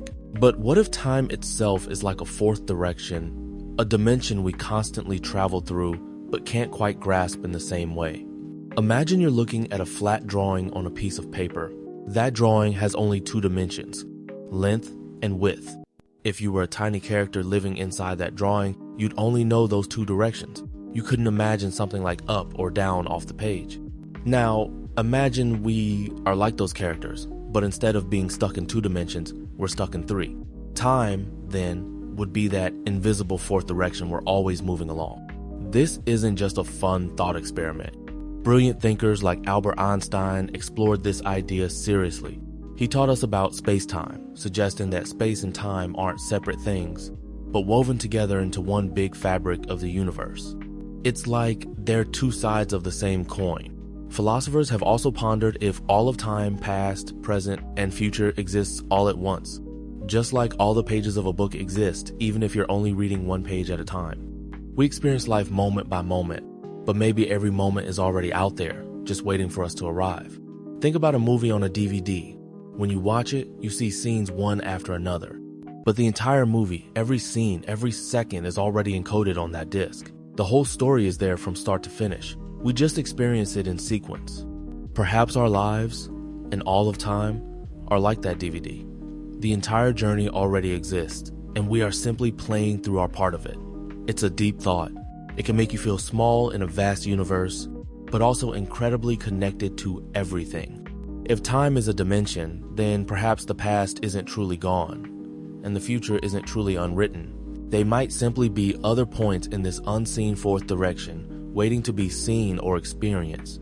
This thought can bring a strange kind of calm, knowing that every moment, every memory, might just be forever present in the silent expanse of time. Have you ever stopped to wonder if everything, all the stars, galaxies, and even our own planet, moves to some hidden ancient rhythm? It's a deep thought, isn't it? When we talk about the universe having its own giant clock, we aren't picturing a huge ticking machine with hands in space. Instead, we're asking if there's a fundamental, constant pulse to all of existence. Is there a built-in beat that makes everything unfold?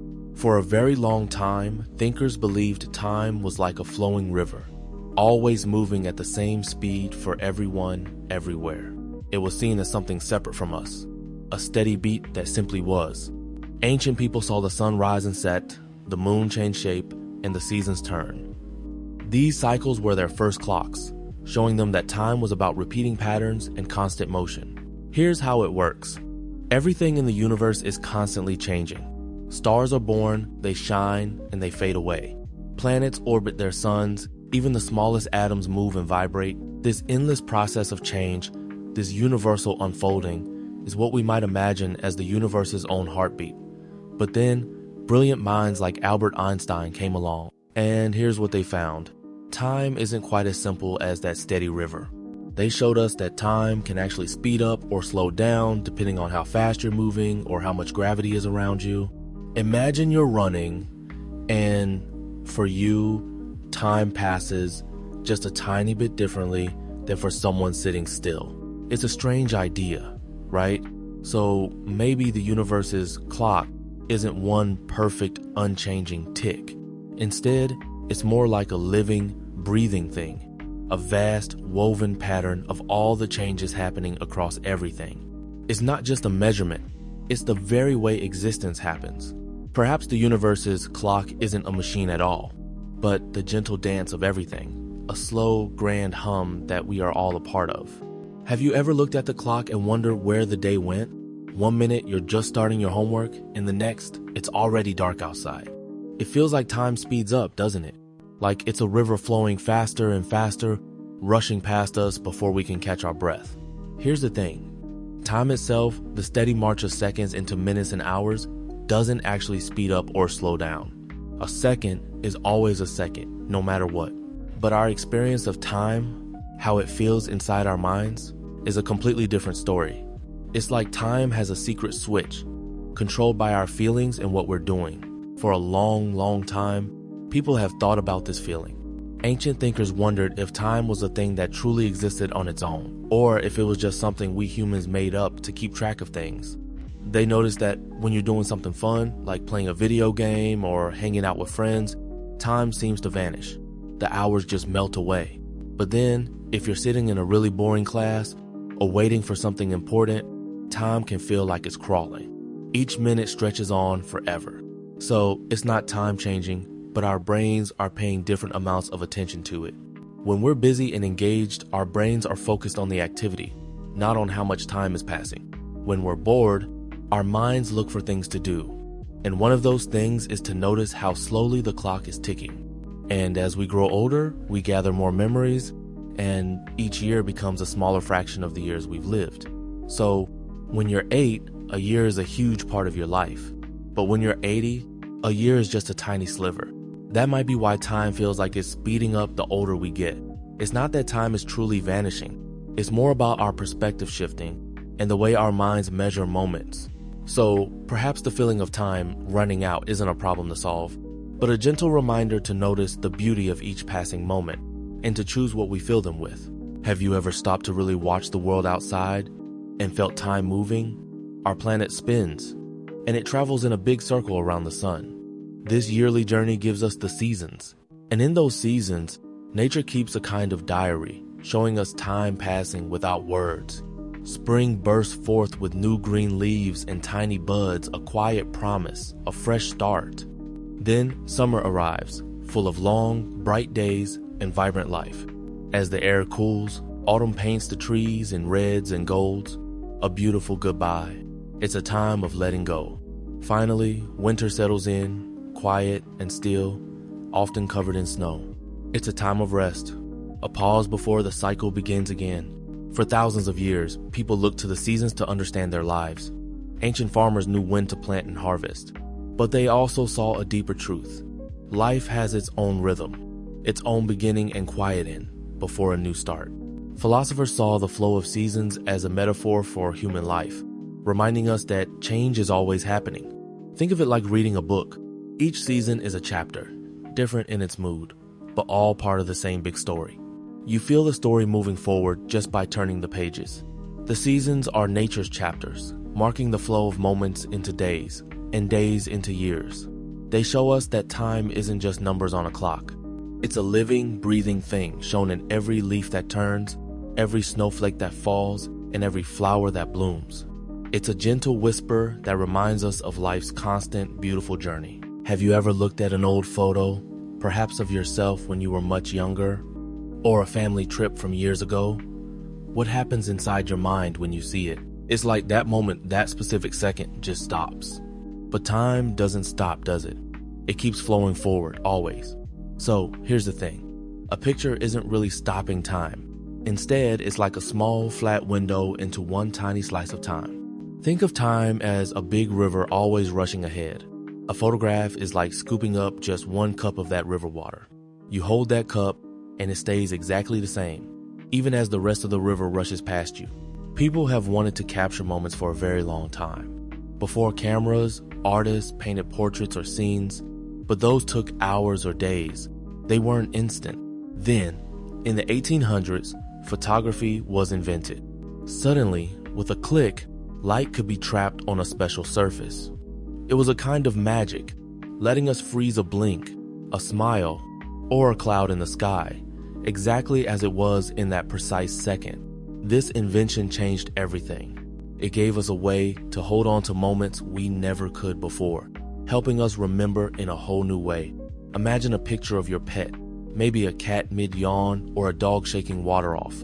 In the photo, that yawn is forever caught.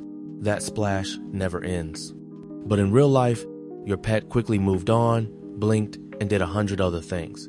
The picture lets you go back to that one specific little instant.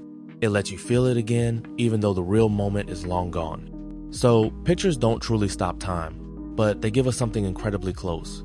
They offer us a way to revisit feelings, to see faces we miss, and to remember how things once were. They are quiet reminders that even though every second passes and is gone forever, some seconds can be held on to not in reality, but in our hearts and on a piece of paper. It's a beautiful way to understand that while life always moves forward, our memories can loop back to cherished moments. Have you ever noticed how some days feel super long, while others just zip by? Like, a boring class can drag on forever, but a fun afternoon with friends feels like it ends in 5 minutes. Why is that? Maybe it's because time isn't just this steady river flowing by us, always the same speed. What if, instead, time is really about what we feel and what we remember? Think about it. If nothing ever happened, if we never learned anything new, or felt anything, would time even exist for us? Some thinkers, like the ancient Greek philosopher Aristotle, talked about how we measure time by looking at changes. He thought we notice time passing because things happen. And much later, even people like St. Augustine, a deep thinker from a long, long time ago, wondered if time only exists in our minds. He said that the past is just our memory of it, and the future is just what we expect to happen. The present is the only real part, and even that is always slipping away. Think about a summer vacation. You might remember the big, exciting moments. The day you learned to surf, or the night you saw a shooting star. Those big, bright experiences are like the beads on a string, and the quieter, ordinary moments might not stand out as much. When you look back, your summer isn't just 3 months long. It's a collection of those special memories, those feelings, those moments that changed you or made you smile. That's your time. So, if time is truly a collection of our experiences, then every single moment counts. The little things you do, the kindness you show, the new ideas you learn, they aren't just moments passing. They are time itself. It means we're not just moving through time, but we are actually creating it, moment by moment, with how we live and what we feel. It's a powerful thought, isn't it? That our lives aren't just lived in time, but our time. Have you ever noticed how time can feel so different depending on what you're doing? Think about it. Sometimes an hour feels like forever, like when you're stuck in a really boring class. But then other times, an entire afternoon with friends just vanishes in what feels like minutes. Here's the thing.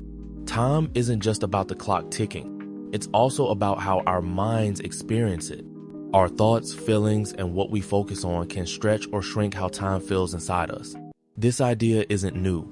For centuries, thinkers have wondered if time is a fixed thing outside of us, or something our minds help create. Even ancient philosophers like a smart thinker named St. Augustine from way back talked about this. He wondered if time was less about seconds on a clock, and more about how our minds remember the past, pay attention to the present, and expect the future. He thought time might be something that stretches out inside our own thoughts, not just a line moving forward out there in the world. Think of it this way. Imagine you're waiting for a doctor's appointment. Every minute drags.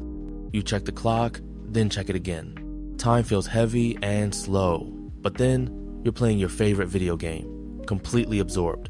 Hours fly by, you look up, and suddenly it's dark outside. The actual clock didn't change speed, but your experience of time did.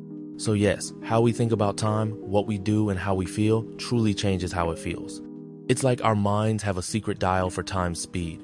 This means time isn't just something that happens to us. It's also something we actively shape with our own thoughts and emotions. It makes time even more mysterious and personal, doesn't it? Have you ever stopped to wonder why we have such a complicated relationship with time? One minute we're begging it to speed up, and the next, we're wishing it would just freeze. Why is that? Here's the thing. Time itself just keeps moving. It doesn't actually speed up or slow down, but our human experience of it, our feelings, they change everything. When we're bored, like sitting in a really long math class, every second feels like a minute. Time stretches out, dragging its feet. You might stare at the clock, willing it to move faster. That feeling of wanting time to hurry up usually comes from impatience or discomfort. We want to get past something unpleasant and move on to what's next, something better. But then, think about your birthday party or a really fun weekend trip. Doesn't time just zoom by? It feels like minutes pass when hours actually have. This wish for time to slow down often happens when we're happy, when we're enjoying something so much that we want it to last forever. People throughout history have felt this push and pull. Ancient thinkers and even poets from long ago often wrote about how quickly life seemed to pass and how important it was to enjoy the present moment. They thought about how our lives are brief journeys and how each moment is precious. So, it's not time that changes. It's us. Our hopes, our fears, our joy, and our boredom.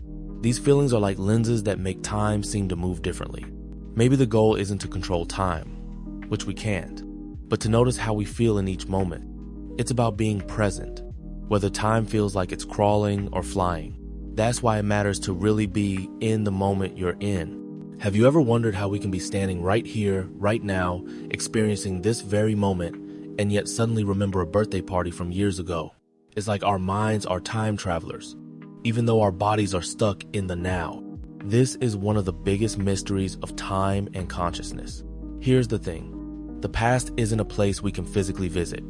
Those moments are gone, just like sand slipping through your fingers, but our brains have this amazing ability to capture pieces of what happened. They don't just record things, they store feelings, sounds, sights, and even smells, creating what we call memories. When we remember, we're not pulling the past into the present. Instead, our brains are kind of replaying these stored recordings. Thinkers for thousands of years have thought about this. Ancient Greek philosophers, like Plato, believed that knowledge itself was really just remembering things our souls already knew. Later, people like John Locke talked about how our memories are what make us us. They link our past self to our present self, creating our identity. Without memory, we wouldn't know who we are or what we've learned. It's like when you hear a specific song, and suddenly you're back at a summer camp, feeling the sun and hearing your friends' laughter. The song isn't the camp, but it triggers a vivid mental replay of that time.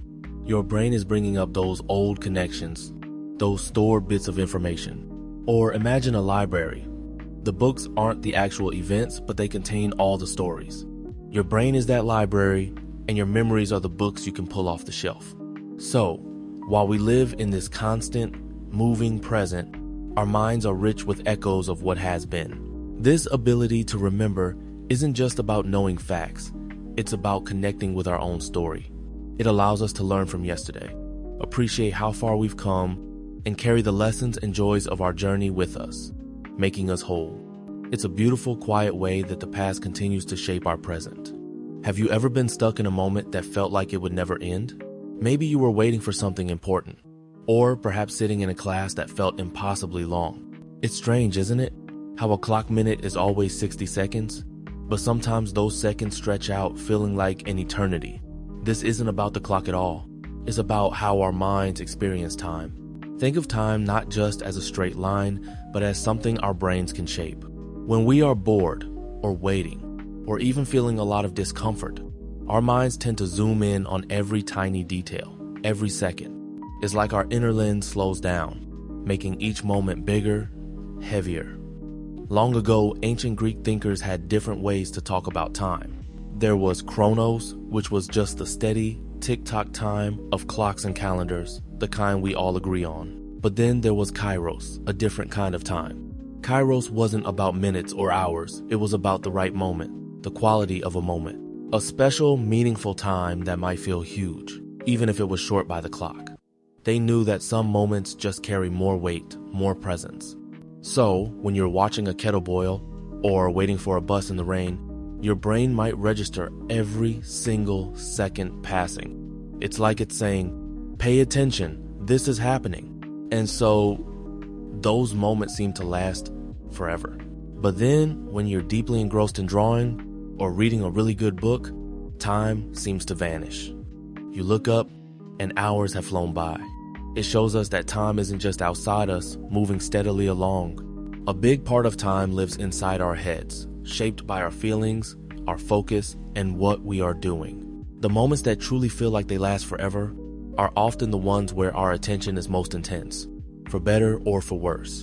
They become etched deeper into our memory, not because they were longer on a clock, but because our minds live them more fully. Have you ever stopped to think about what time really is? Is it a flowing river that carries us along, or something else entirely? We talk about wasting time or making time, but what if it's less like a physical thing and more like a giant story we all agree to tell? Think about it. We use words like past, present, and future. We set clocks and calendars. These are tools, ways we organize events. But what if time isn't out there, like gravity or the sun, but instead is something we build in our minds, together? It's like a shared idea, a framework we use to make sense of things happening in a sequence.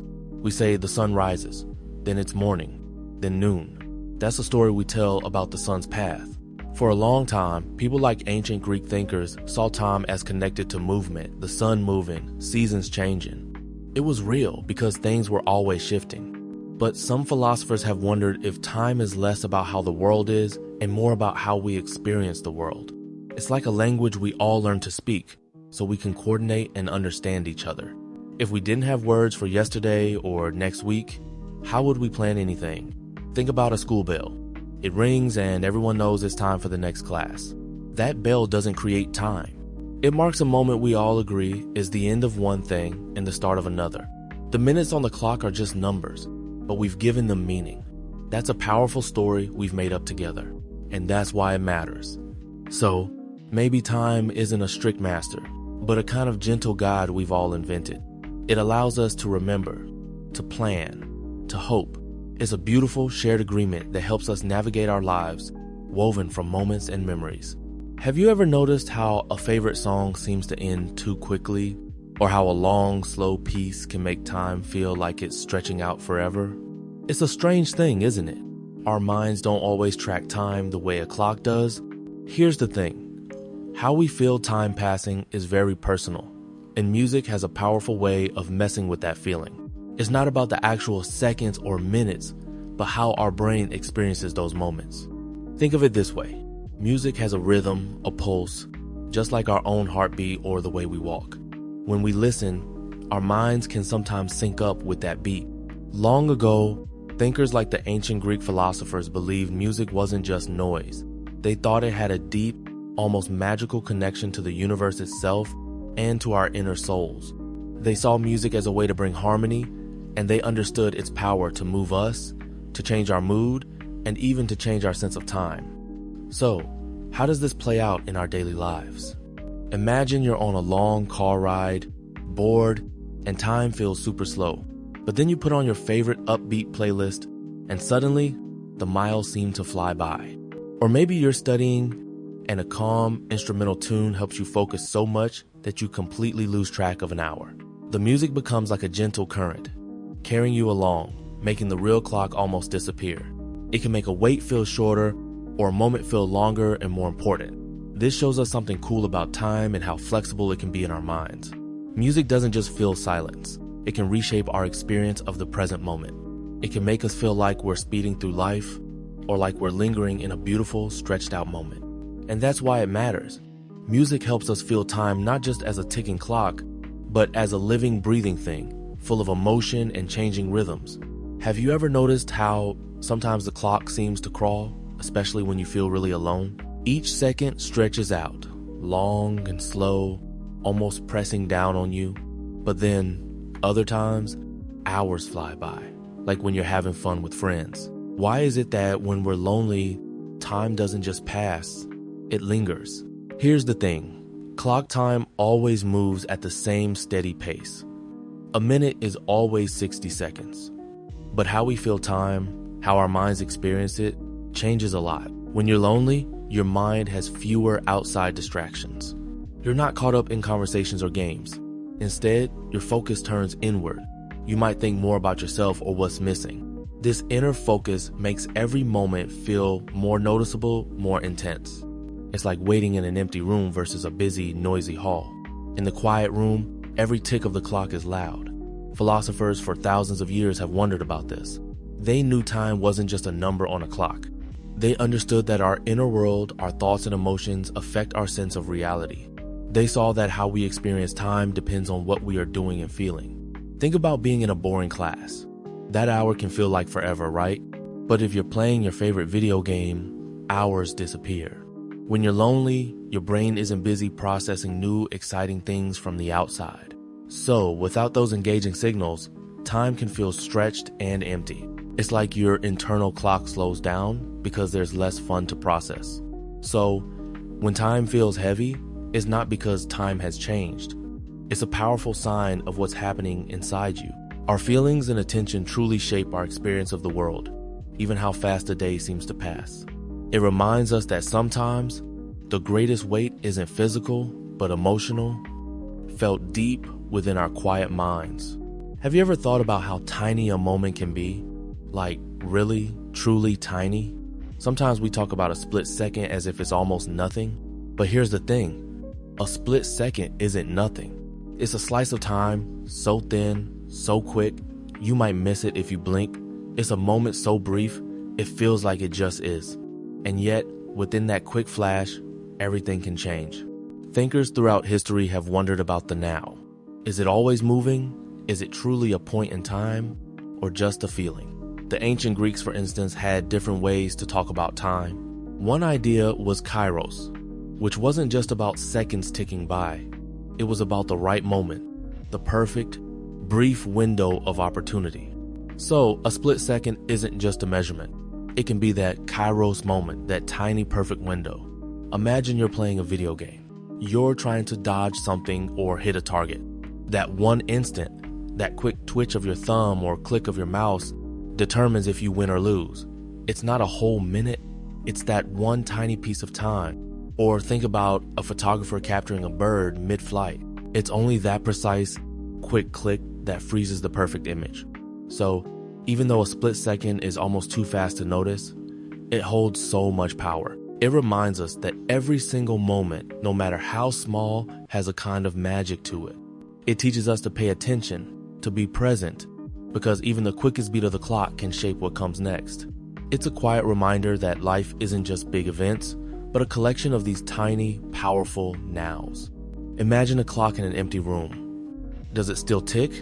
Does 1 second follow another, even if no one is there to hear it, to mark its passing? This question makes us think deeply about time itself. For a long time, many smart people believed time was like a huge, invisible river flowing constantly, everywhere, always at the same speed. Isaac Newton, a famous scientist, saw time this way. He called it absolute time. To him, time was just there. It was a basic part of the universe, separate from us or any events. It would exist even if nothing else did. But here's the thing. Other thinkers wondered. A philosopher named Immanuel Kant suggested that maybe time isn't something out there at all. Instead, he thought it's how our minds are built. Our brains naturally arrange events in a sequence, one thing before another. So, for Kant, time was like a special lens. It's how our minds make sense of reality. It's part of how we experience the world. Think about a giant redwood tree growing quietly in a faraway forest, a place no human has ever visited. It adds new rings year after year. Is time passing for that tree, even if no one is there to count them? Or think about stars in vast space. They are born, live, and die. Light travels for millions of years. Did those events happen in time before any mind was around to see them? This makes us wonder, is time simply a powerful tool our human minds use to understand the world? Or is it a deep, unchanging part of the universe itself? Does it flow on, whether we're here to notice it or not? It's a quiet mystery. It reminds us how strange and wonderful existence truly is. Have you ever wondered why the clock seems to be the boss of everything? We have school bells, seasons tell trees when to grow. It often feels like time has strict rules we just have to obey.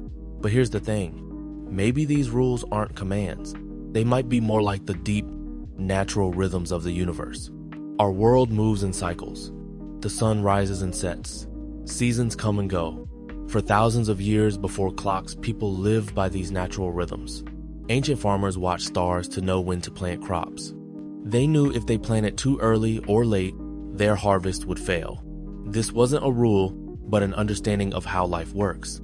Philosophers from ancient Greece, like Heraclitus, said everything is always changing, always flowing, like a river. He said, you can't step into the same river twice because new water is always moving. This suggests time isn't a solid thing we push against, but a constant, flowing movement we are part of. So, if we follow time's rules, it's often because our world and our bodies work best with these natural rhythms. Imagine trying to make a tiny seed become a giant oak tree overnight.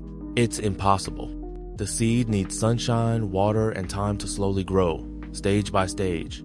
It has its own inner clock. We are a lot like that seed. Our minds need sleep, our bodies need to grow, and lessons need time to sink in. And that's why it matters. Maybe following time's rules is less about obeying and more about being in harmony with life's quiet, steady pulse. It's about recognizing that everything has its own timing, its own moment to bloom. We aren't just following rules. We are part of a larger, beautiful dance that unfolds moment by moment. Have you ever stopped to wonder if time truly flows, like a river moving forward? Or what if it's more like a trick our minds play, helping us make sense of a changing world? It's a deep thought, and it's not a new one. Some thinkers, old and new, suggest time isn't a real thing out there, separate from us. They believe the past isn't gone, and the future isn't coming in the way we usually imagine. Instead, every now just is. It's like all of time, past, present, and future, is already laid out, and our awareness simply moves through it, creating the feeling of forward motion. An ancient Greek thinker, Parmenides, believed that nothing truly changes, so time passing wouldn't make sense. Much later, Albert Einstein, a famous scientist, showed something similar. He proved that time isn't fixed for everyone. It can speed up or slow down depending on your movement or where you are in space. This makes time feel less like a constant, universal tick-tock and more like something flexible, linked to space itself. Think about a flip book. Each page is a still drawing. When you flip them fast, it looks like movement, but the movement isn't in the pages themselves. Your brain creates that feeling from the still pictures. Maybe our lives are like that. Each moment a still picture, a unique now, and our minds connect them, making us feel like we're moving through time. So, if time is an illusion, what does this mean? It doesn't make life less real or important. Instead, it might make this very moment, this now, even more special. It means we are always right here, right now, and perhaps that's all we truly have. It's a calming thought, knowing every moment simply is. Have you ever noticed how a few seconds of quiet can sometimes stretch out, feeling like forever? Like when you're waiting for a teacher to call on someone, or for the results of a big test. The clock ticks by, but inside your head, time seems to slow down, holding its breath with you. Here's the thing, time isn't just about the ticking hands on a clock. It's also how our minds experience things. When there's no sound, no distractions, our brains don't just stop. They often turn inward. We might become more aware of our own thoughts, our feelings, even the sound of our own breathing. And when we're that aware, a short pause can feel incredibly long. It's like when you're counting seconds, but your mind is also busy worrying or wondering. That inner chatter makes the moment feel heavier, more stretched out. Thinkers throughout history have wondered about this. Way back, philosophers like St. Augustine talked about how time isn't just something out there that we measure. He believed time also lives inside us, in our minds. Our memory of the past, our focus on the present, and what we expect in the future all blend to shape how we feel time passing. So, a moment of silence, without outside things to grab our attention, makes us face our own internal clock. This clock can tick differently than the one on the wall. It's a bit like when you're holding a plank during gym class. 2 minutes might fly by if you're laughing with friends, but if you're alone, muscles burning, those same 2 minutes can feel like an hour. The physical discomfort, combined with the lack of outside focus, makes your internal clock drag. So, the next time silence seems to linger, remember it's not just the clock's fault. It's your mind, exploring its own vast space, making a brief moment an eternity. And that, in itself, is kind of amazing. Have you ever looked at the clock and felt a strange tug, a deep wish for the day to just stretch? Like there's never quite enough time for everything you want to do? We often say, if only I had more hours, or where did the day go? This feeling isn't new. It's a very human, almost poetic longing. Here's the thing. Time, as we measure it, is constant. There are always 24 hours. But our experience of time is not. What we wish for isn't a longer day in a scientific sense. We wish for more space within those hours. More room to play, learn, rest, dream, simply be. This wish comes from a deep desire within us for growth, connection, mastery, peace. Think about people long ago. Farmers centuries ago, for example, couldn't add hours to their day. Their work was tied to the sun's rhythm. But they probably felt the rush before winter, or needed more daylight to finish a harvest. They might have wished for more time, not to control it, but because their lives depended on fitting vital tasks into the seasons. So, wanting more time isn't a modern problem. It's an old human challenge tied to our hopes and limits. Imagine your own day. You might have school, then a club, homework, and you also really want to read that new book or spend time with family. It feels like a puzzle, right? Sometimes the pieces just don't fit. You wish for an extra hour, just one, to finish that chapter or have a longer talk. This isn't just about scheduling. It's about a feeling of incompleteness, a sense that there's more life to live than the hours allow. So when we wish for more hours, maybe we're not asking for a change in physics. Maybe we're truly expressing our yearning for a fuller life, a life where we don't feel rushed or cut short. It's a quiet reminder to ourselves that every moment is precious, and that our greatest desire is simply to live it fully, deeply, and without regret. Have you ever really stopped to think about time, not just as minutes ticking by, but as a path? We always seem to move forward, don't we? Like an arrow shot from a bow, time flies from the past into the future. It never seems to turn around. But why is that? Why can't we unring a bell or unspill a glass of milk? These everyday happenings hint at a deeper truth about the universe. Here's the thing. Scientists and thinkers have pondered this for ages. They call it the arrow of time. It's the idea that time has a clear direction, always flowing from things being more orderly to becoming less orderly. Imagine a tidy room. Over time, without effort, it gets messy, right? Toys spread out, clothes on the floor. It never just spontaneously gets clean again on its own. This natural spreading out, this tendency for things to become more mixed up, is what helps give time its one-way street feeling in the physical world. Even ancient philosophers might have wondered about this. They saw seasons cycle, but life itself seemed to move in one distinct direction, from birth to old age, from cause to effect. So, the idea of time always pushing forward, never backward, isn't new. It's built into how our world works, from tiny atoms to massive stars. A simple example. When you drop a cup, it shatters. You can't just wish it back together, whole and unbroken. That breaking, that spreading out of pieces, happens in a way that clearly shows time moving only one way. And that's why it matters. This constant forward motion means every single moment is precious. The past is a memory, fixed forever in what has been. The future is unwritten, a blank page full of possibilities that are yet to come. So, we find ourselves living in this one-way river, carrying us gently from what was to what will be. It reminds us to truly feel each moment, to hold on to the good ones, and to learn from the ones that are hard. Because once it's gone, that particular moment, like a soft whisper carried on the wind, won't pass this way again. Have you ever wondered what it would be like if every single second, every tiny tick of the clock felt completely separate and special?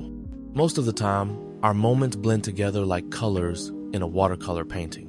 1 minute flows into the next, and before we know it, an hour, a day, even a week has passed in a kind of blurry rush.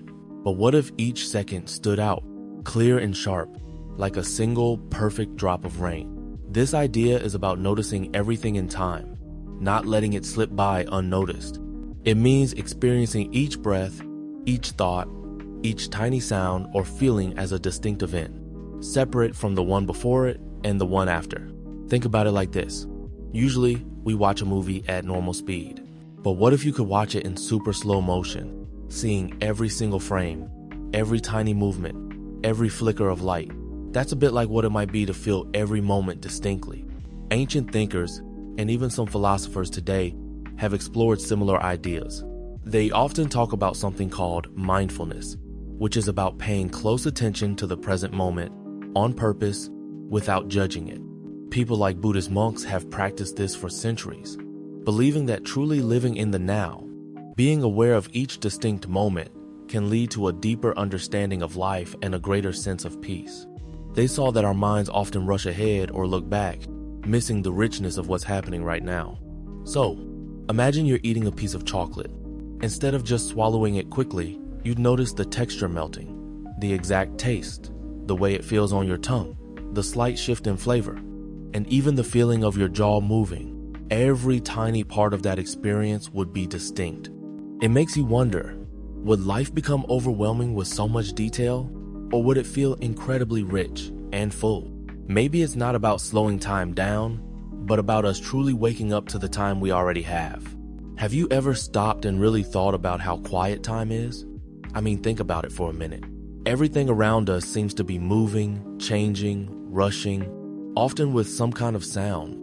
But time itself, this amazing force that carries us from one moment to the next, makes no sound at all.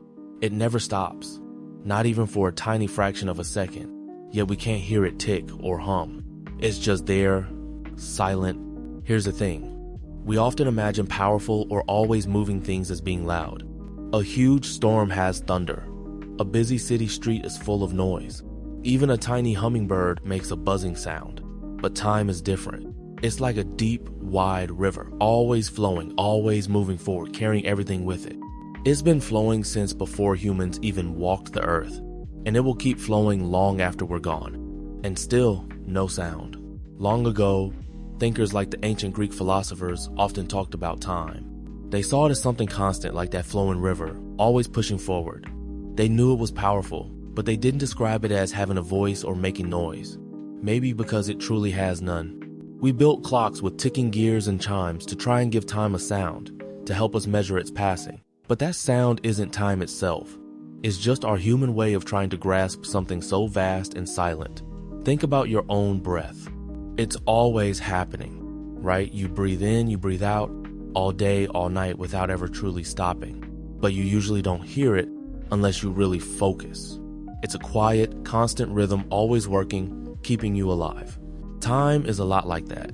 It's the steady, silent rhythm of everything in the universe, holding everything together without ever needing to make a fuss or draw attention to itself. And that's why it matters. This quietness reminds us that the biggest, most powerful things in life don't always need to shout to be important. Time just exists. It moves, it changes, it brings new things, it takes old things away, all without a sound. It's a calm, silent reminder of how truly powerful something can be when it simply is, steady and unnoticed, carrying us all along. Isn't it strange how we live by the steady tick-tock of clocks, yet time itself makes no sound? We can hear a heartbeat, the wind, a whispered secret, but time, that constant flow, remains silent. What does that tell us about time? Here's the thing. Clocks are human inventions. They are tools we created to try and measure something huge and invisible. Think of it like this. If you want to know how long a race is, you measure it in meters or miles. You don't hear the meter itself, do you? You hear the footsteps, the crowd, the runner's breath. The meter is a unit of measurement for distance. Similarly, a clock's tick is a unit of measurement for time. It's a tiny, regular beat we made up to mark seconds, minutes, hours. For thousands of years, people looked for ways to keep track of this silent force. Ancient Egyptians used shadows from the sun, like sundials. They noticed how shadows moved and shortened throughout the day, giving them a way to tell time. Later, people used dripping water in water clocks, or burning candles marked with lines. These were all ways to make how time moved visible or measurable. They wanted to understand something that felt hard to grasp, something that was always there but never truly seen. Thinkers long ago, like in ancient Greece, wondered if time was a real thing or just an idea in our minds. They understood time isn't a physical object, but an idea. So the tick of a clock isn't time speaking to us. It's our own voice, whispering numbers, trying to organize the endless river of moments. Time doesn't have a voice because it isn't a thing that makes a sound. It's the space between one breath and the next, the quiet shift from day to night, the slow growth of a tree. We feel time as change, as memory, as hope. The tick reminds us time is moving, but the real journey of time is something we experience deep inside in our thoughts and feelings. It's a quiet unfolding, a silent presence we only truly understand by living through it.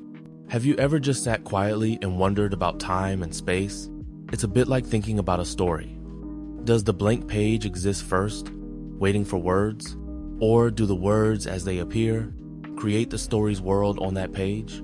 It's a deep puzzle when we think about our own universe.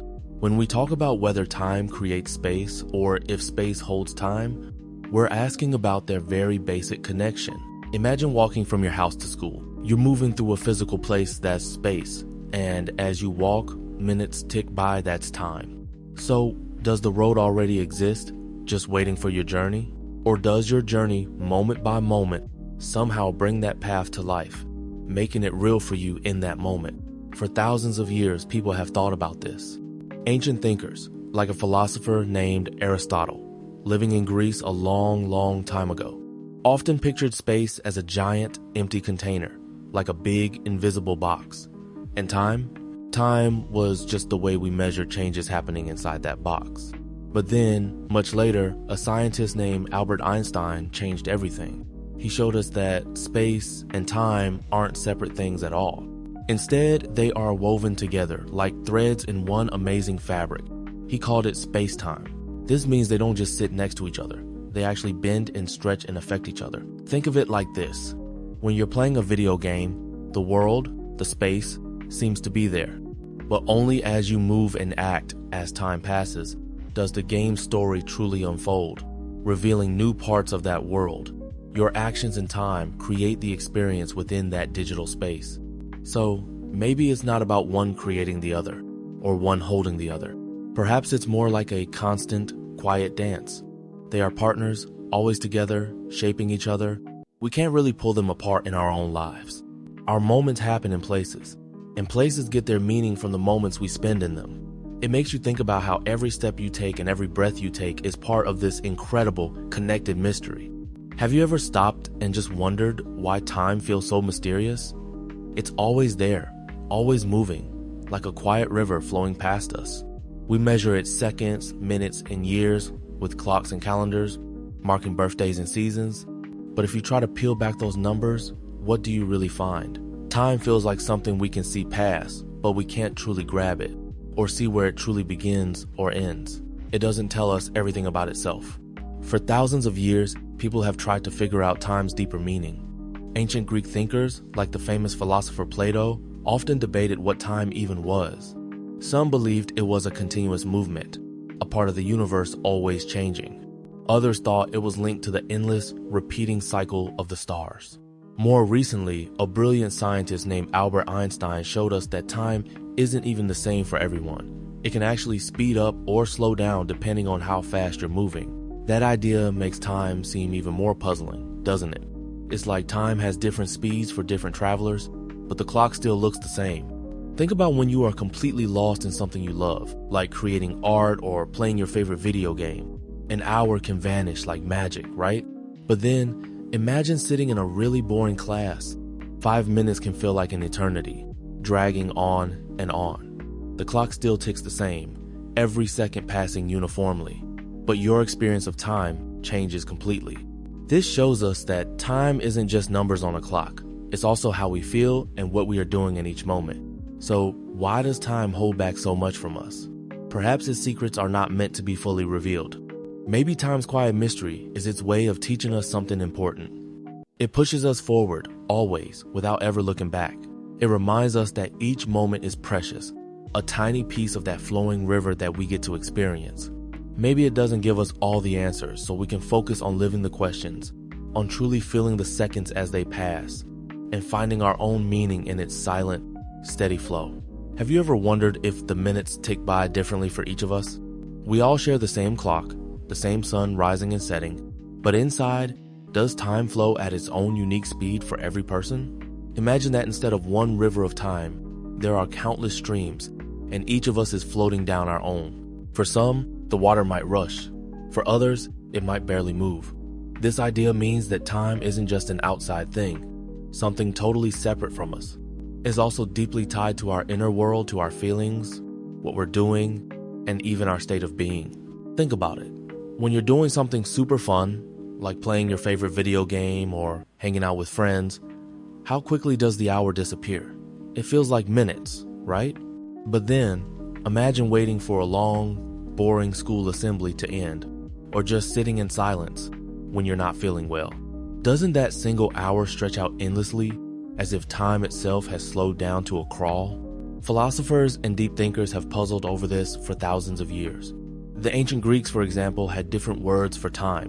One was chronos, which is like the ticking clock, the measure we all agree on. But another was kairos, which meant the right, perfect moment, a kind of time that felt more about quality and meaning than just seconds and minutes passing by. And even in modern science, certain ideas hint that time isn't always the same for everyone, especially if you consider things like speed or gravity. So here's the thing. Maybe time isn't just a universal constant, a steady drumbeat for everyone. Maybe it's also a deeply personal experience, shaped by our individual journeys. And that means every moment, whether it feels fast or slow, holds a special, unique value just for us. It makes you think about how truly precious and fleeting each second can be experienced in our own singular way. Think about that for a moment. Our memories usually hold on to what's already gone, right? The taste of last night's dinner, the sound of rain from yesterday, the feeling of a hug from years ago. But what if our minds could somehow reach forward just a little into what's still to come? Is it possible to remember a moment that hasn't arrived? This idea feels strange because memory is usually about the past, but our minds are amazing. Sometimes we don't truly remember the future, but we do something very close. We imagine it so vividly that it feels real. We predict, we expect, we picture. This mental trick lets us prepare for what's ahead. Ancient thinkers, like the Greek philosophers and prophets in many old stories, often wrestled with knowing the future. They wondered if some people had a special gift to glimpse what was coming, believing it was more than just guessing. It was a kind of foreknowing, a deep understanding of events before they happen. Here's the thing. While we can't truly remember next Tuesday's math test, you can imagine it. You can picture yourself sitting there, perhaps feeling a little nervous, or maybe feeling confident because you studied hard. You might even play out in your mind how you'll answer a tough question. That vivid picture, that feeling of what will be, is a kind of mental rehearsal. It's not a memory of something that actually occurred, but our brain is creating a very strong idea of it. It's like our minds are constantly building tiny possible futures, trying them out before they happen. So, while we can't truly recall tomorrow, our ability to anticipate and imagine helps us shape it. Our minds don't just hold on to yesterday. They are also busy drawing blueprints for what might be. This shows us how truly complex and wonderful our relationship with time really is. It's not just a straight line we walk on. It's a living, breathing landscape our thoughts help create. Have you ever wondered why sometimes a feeling about the future or even just a guess seems to come true? It can feel a little like magic, but it's usually not. When we talk about predictions actually happening, it's rarely about truly seeing what hasn't happened yet. Instead, it often comes down to understanding patterns, how people behave, and sometimes even the power of our own thoughts. Think of it this way. The world, and especially people, tend to move in ways that can be understood. If you know these common paths well, you can often make a really good guess about where things are headed. Humans have always wanted to know what's next. Long ago, people had oracles or seers who tried to look into tomorrow. They believed special powers, or the stars held answers. But even then, some predictions worked not because they were magically seen, but because they changed what people did. If an oracle said a great hero would arrive, people might start looking for that hero, or someone might even decide to become that hero. Here's a simple example from your own life. Imagine a new student joins your class. Someone whispers, "That kid is super shy and won't talk much." If you hear this and believe it, you might not try to talk to them, or your body language might make them feel less comfortable. Because of how you act, they might then actually become shy around you. Your belief, your prediction, helped make it true. This is often called a self-fulfilling prophecy. It shows that our expectation of something happening can actually help cause it to happen. Or, think about a weather forecast.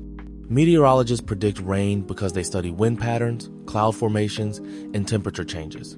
They aren't seeing the future, they're understanding how the present usually leads to certain future events. It's about what's most likely to happen based on what we know right now.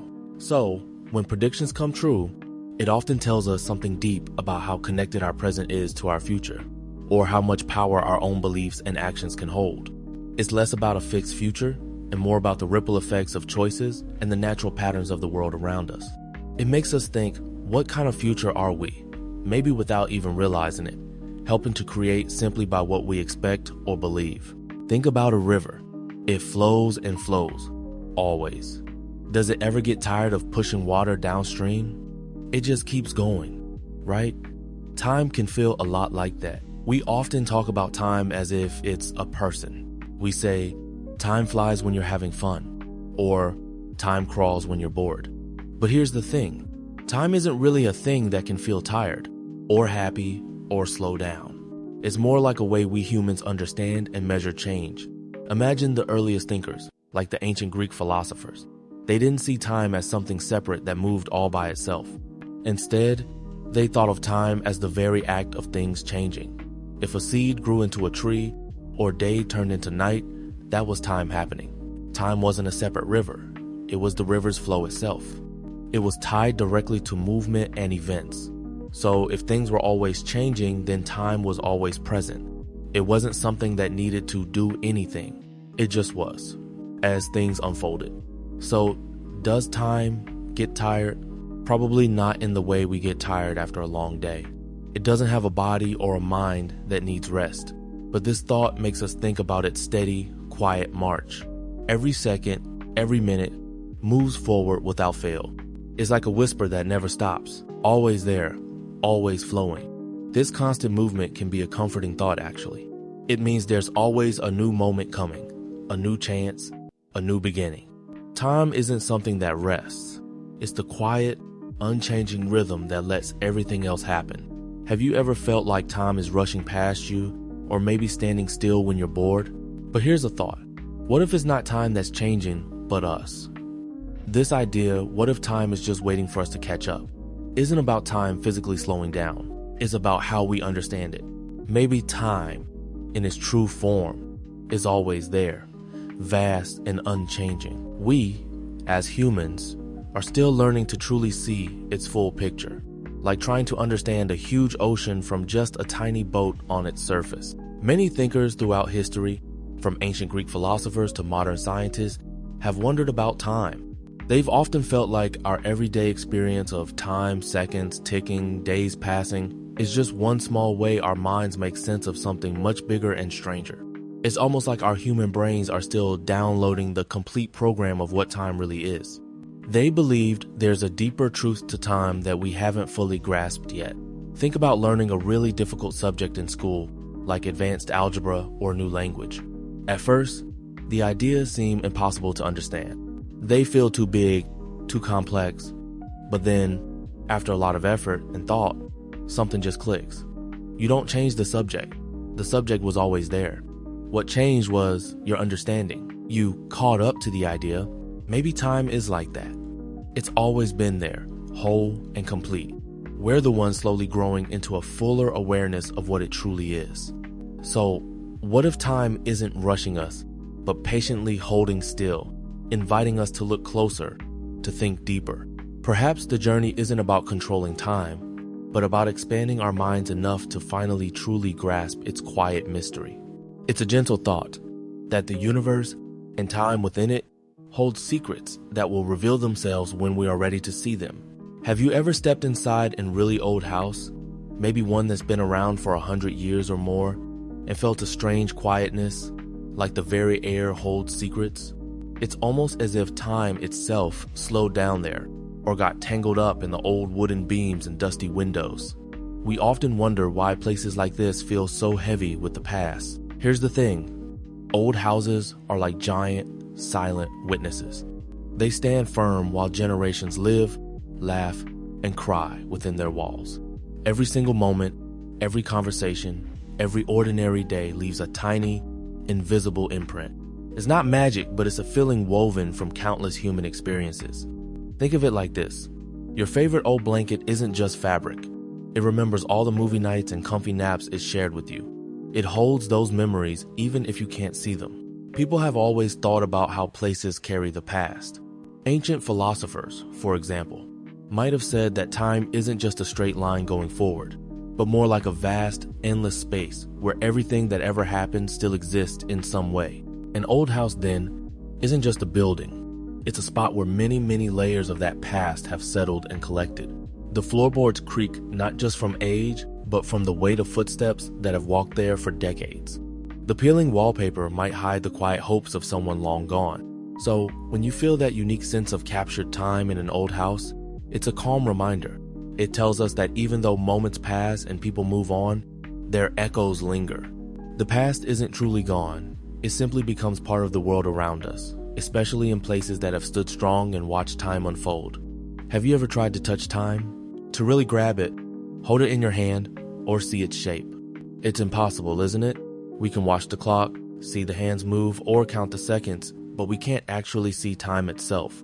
It's not a color, a sound, or a solid thing. And yet, it shapes everything. It makes the young, old, the new worn, and the future, the past. How can something that holds such incredible power over our lives, something that affects every single moment, remain completely unseen? For thousands of years, people have pondered this mystery. Ancient thinkers like the Greek philosopher Heraclitus spoke about how everything flows, like a river you can never step into twice.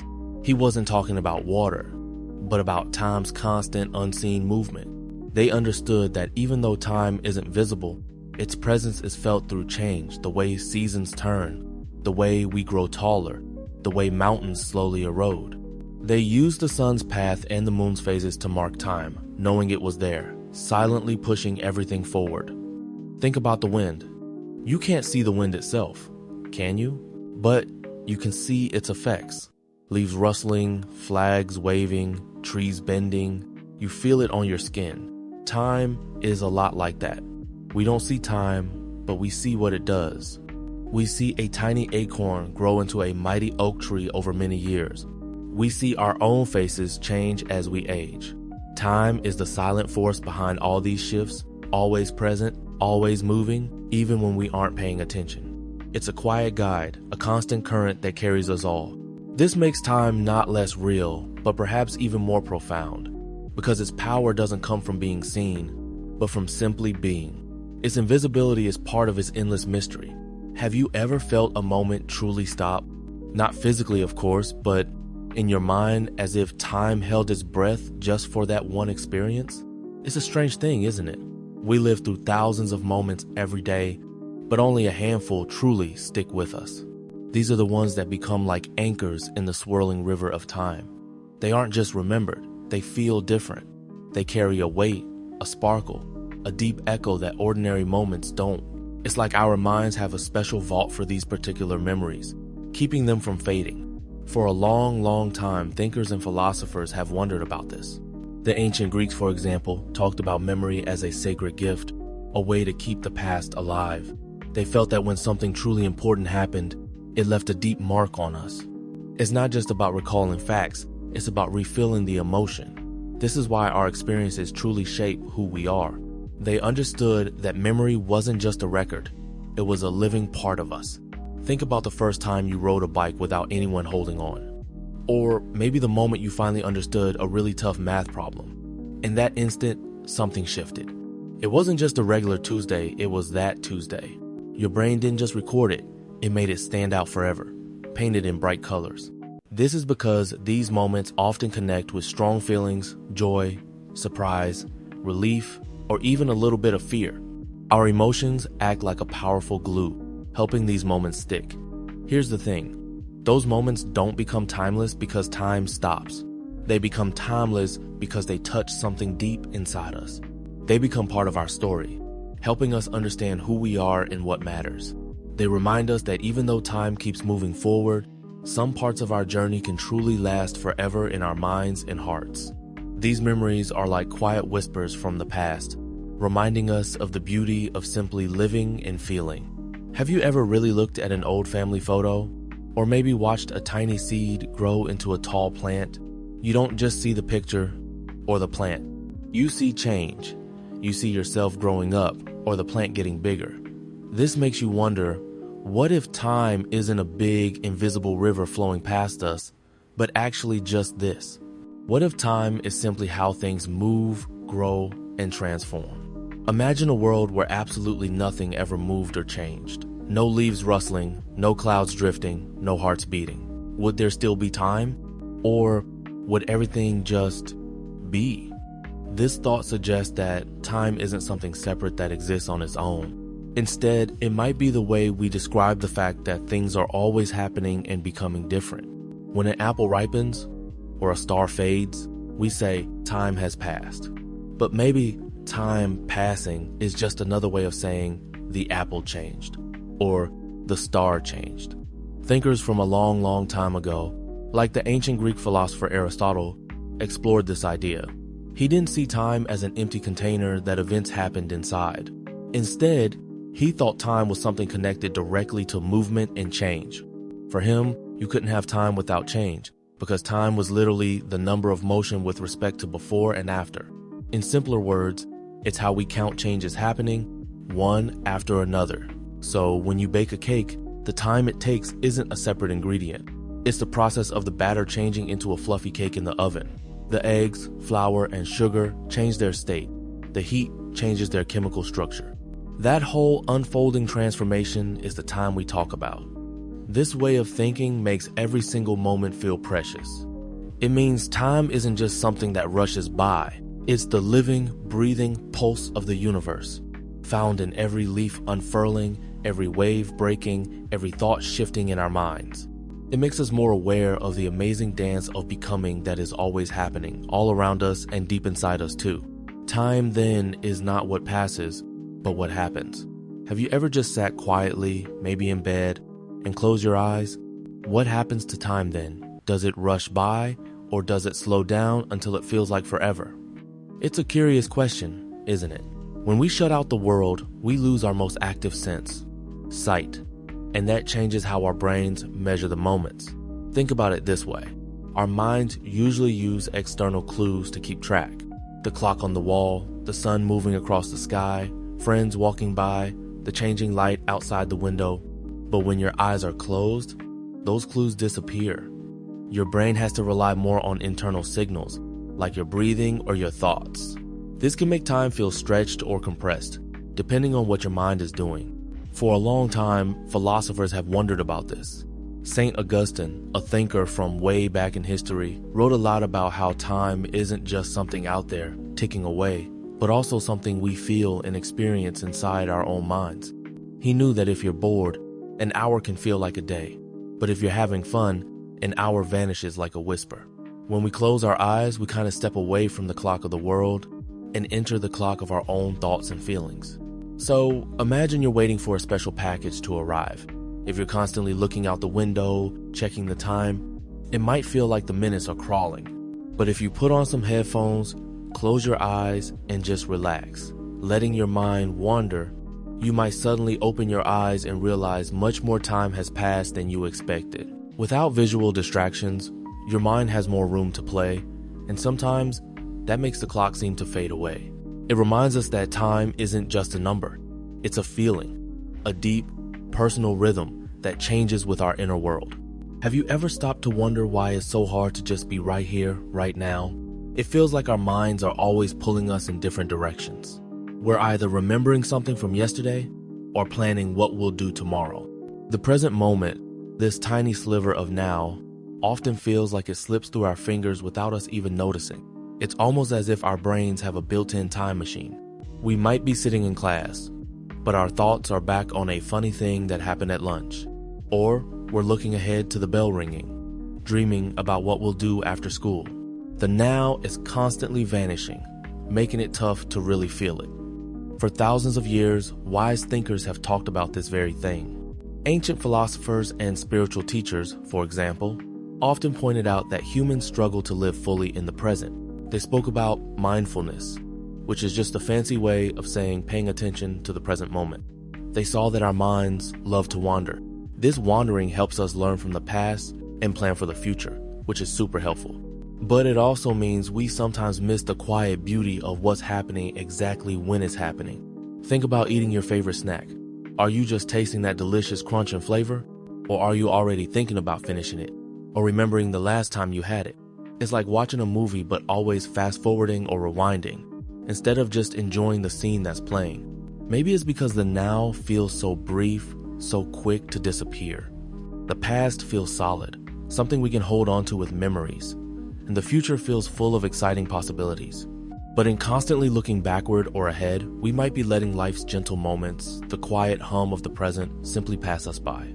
It's a soft reminder that sometimes the deepest experiences are found not in what was or what will be, but in the single breath you're taking, right this second. Have you ever noticed how a single day can start with sunshine in your heart, only to bring a cloud of sadness, then a burst of laughter, and finally, a quiet peace by bedtime?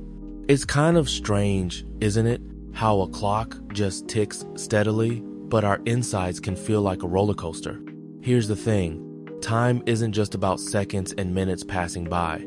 It's also a container, a kind of invisible jar that holds all our experiences and emotions. Think about it like this. A day is a canvas.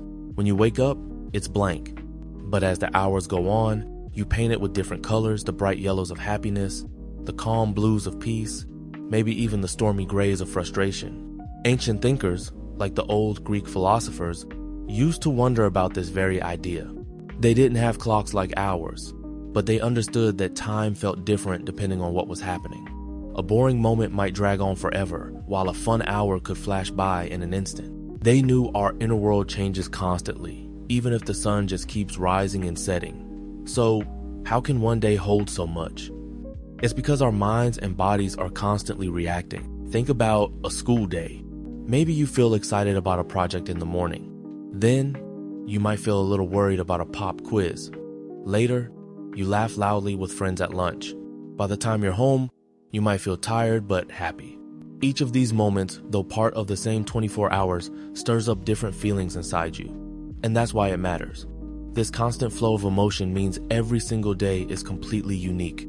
It's not just a block of time, but a rich, layered journey of the heart and mind.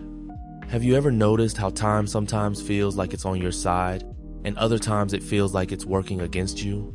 It's a strange thing, isn't it? One moment, time is a comforting friend, moving slowly when you're having fun, letting you savor every laugh and every sunny afternoon. But then, it can suddenly turn into an enemy, rushing past too fast when you need more hours, pushing you with deadlines, or marking the end of something you wish would last forever.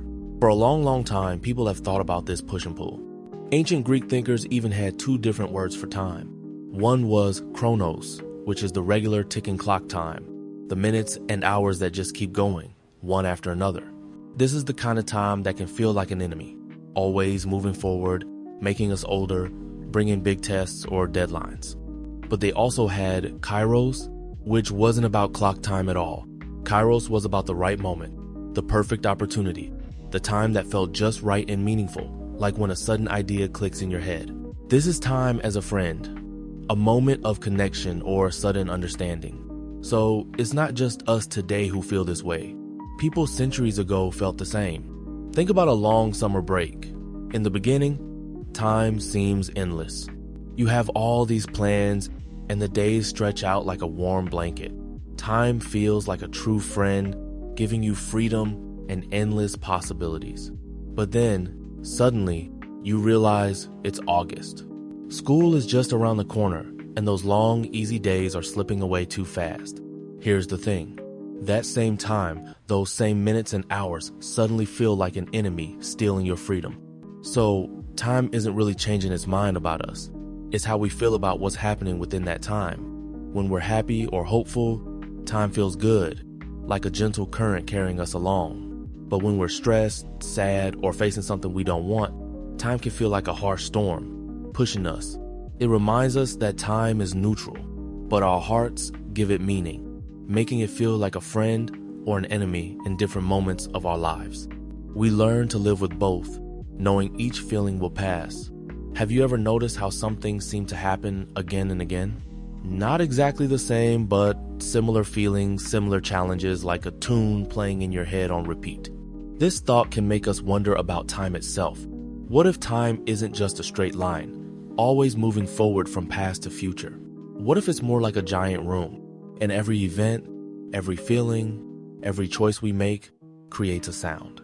And that sound bounces off the walls, coming back to us maybe in a slightly different form, but still recognizable. This idea that time might echo suggests that patterns from the past aren't truly gone. They might resonate, influencing what happens now, or even hinting at what's to come. It's a thought that people have considered for thousands of years. Ancient thinkers, long before modern science, sometimes believed time wasn't a line, but a circle. They saw the seasons return, the sun rise and set, life and death cycling, and wondered if big historical events also had their own kind of return. Not identical copies, but echoes of similar struggles, victories, and mistakes. The Greek philosopher Heraclitus famously said, "You cannot step into the same river twice."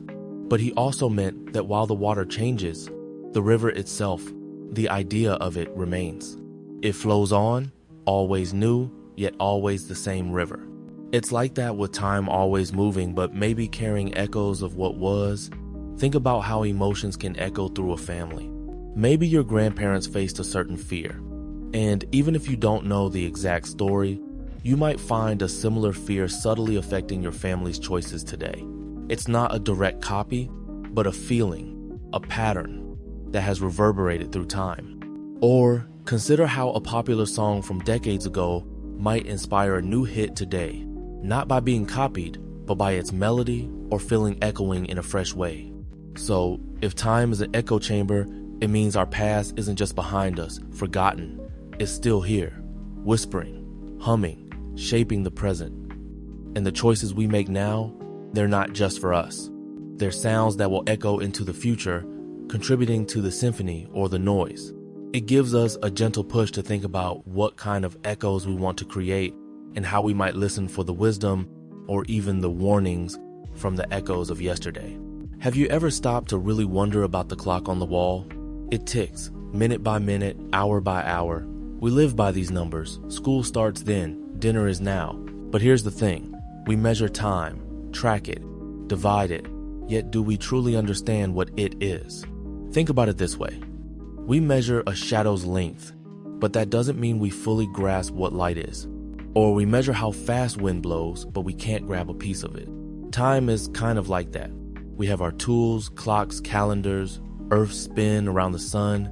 These help us organize our days and years. Long ago, people watched the sun and moon to mark days and seasons. They built structures like Stonehenge, aligning them with the sun's path. They were brilliant at observing time, seeing its patterns. But they didn't claim to know what time is. They simply found ways to live within its flow. Even today, scientists measure time with incredible precision, using atomic clocks. Yet, if you ask a scientist, what is time, really? You might get a thoughtful pause. Some say it's like another dimension, like space. Others wonder if it even exists outside our minds. Consider your school day. You have 45 minutes for math, 30 for lunch. We measure these chunks. But 45 minutes of math can feel like forever if you're bored, while 45 minutes of recess flies by. The numbers are the same, but your feeling of time changes. So we found clever ways to put numbers on something so fluid. Perhaps our measurement tools are just helpful maps, guiding us. And that's okay. Sometimes the most useful things are those we can live with, even if their deepest secrets remain out of reach. Have you ever stopped to think about those two simple words, next time? They hold so much quiet power, don't they? When we say them, it's not just about a future moment. It's about a feeling, it's about hope. Here's the thing. Next time means we believe in another chance. It means we trust that time will move forward and we'll get another opportunity to try again, to do better, or to simply experience something new. It's like saying, this moment might not be perfect or it might be over, but another one is coming and it holds potential. This idea of always looking forward, always expecting a next time, is deeply rooted in how humans think about the world. For a long, long time, thinkers and storytellers have talked about hope as something that keeps us going. It's not just a wish, it's an expectation that the future holds possibility. Even ancient philosophers, when they thought about what it means to be human, often included this ability to imagine and work towards a better tomorrow. It's part of our human spirit, this persistent belief in the future. Think about it this way. Say you're playing a video game and you mess up a level. Instead of quitting, you hit retry or tell your friend, next time, I'm going to beat that boss. That's not just a plan. It's a feeling of possibility, a belief that you've learned something and the next attempt will be different.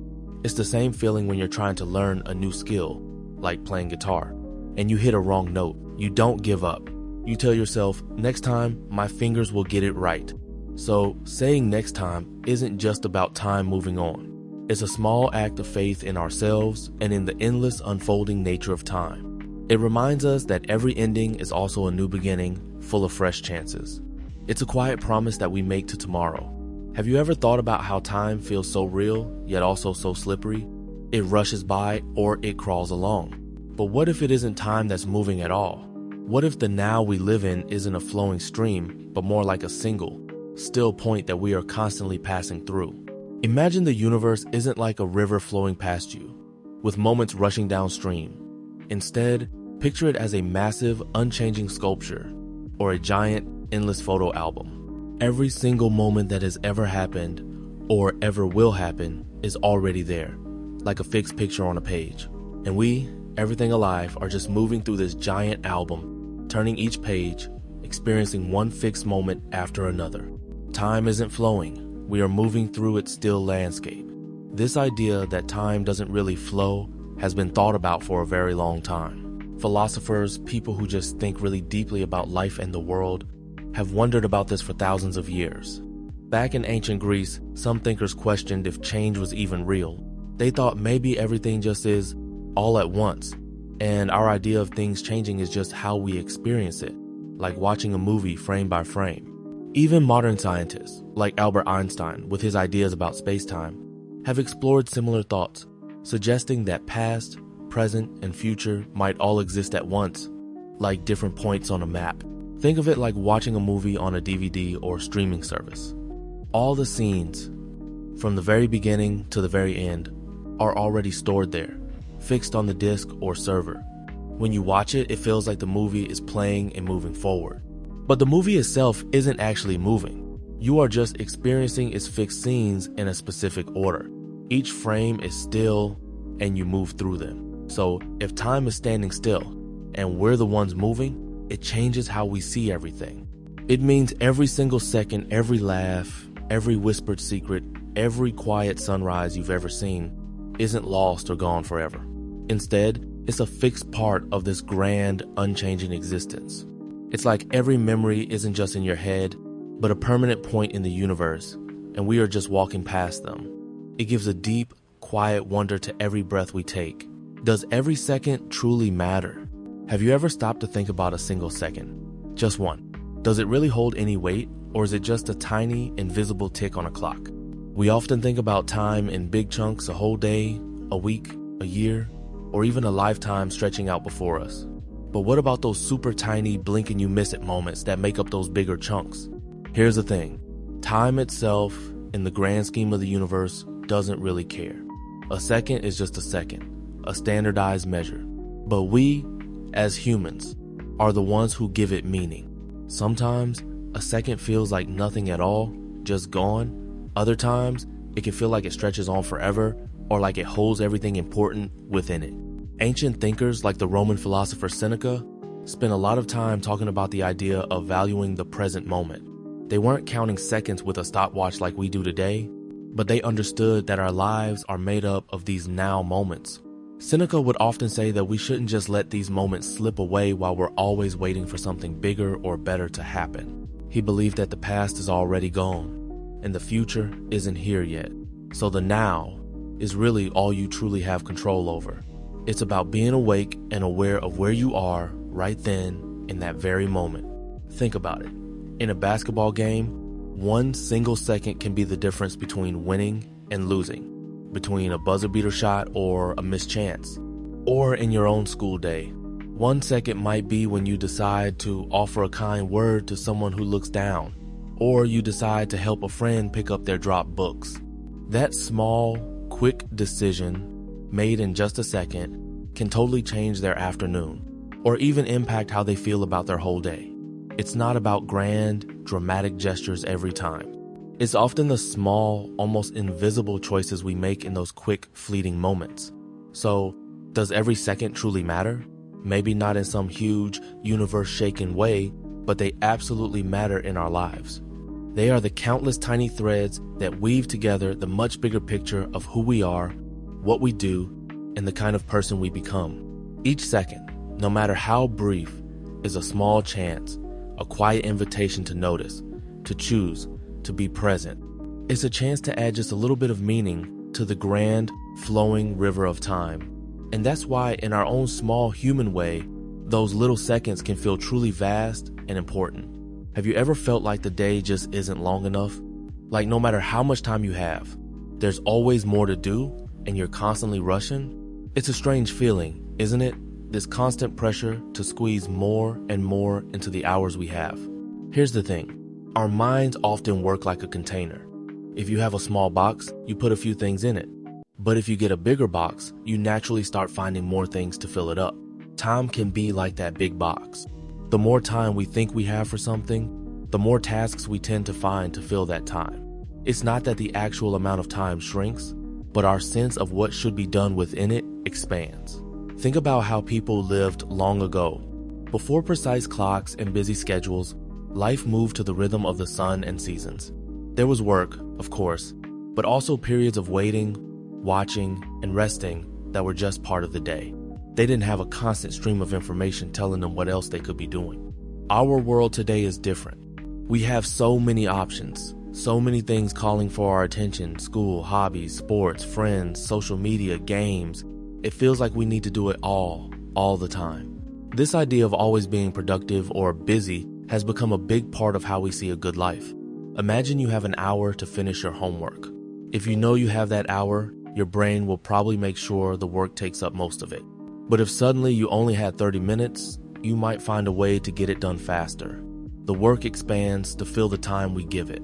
We try to pack our days like overstuffed suitcases, thinking we need to carry every single item. Maybe, just maybe, the problem isn't that time is disappearing. It's that we've taught ourselves to fear the empty spaces. We've learned to feel guilty if we're not constantly doing something.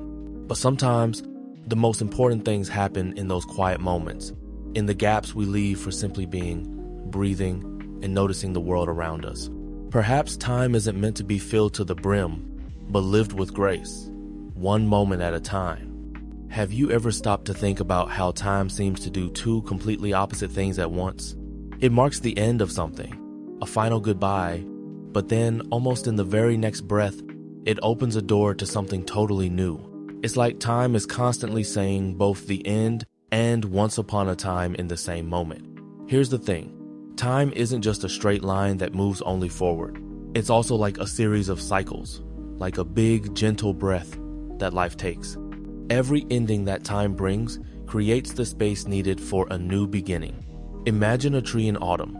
Its leaves turn bright colors, then fall to the ground. That's an ending for those leaves, a quiet farewell. But those fallen leaves break down, becoming part of the earth, feeding the tree for new buds in the spring. So, the end of autumn's leaves is really the beginning of new life in spring. Ancient thinkers, people who lived long, long ago, saw this pattern everywhere in nature. They watched the sun rise and set each day, saw the moon wax and wane, and understood how seasons changed. They realized that nothing truly disappears forever. It simply changes form or makes way for something else. This idea helped them understand that endings aren't always sad or final. They are a natural, necessary part of growth and change. It's like closing one chapter of a book so you can open the next one.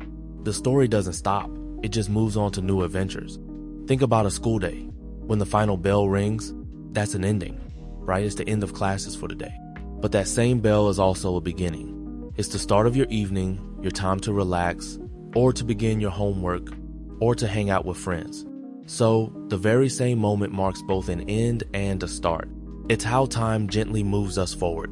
This continuous dance of endings and beginnings is what makes life so rich and always full of possibility.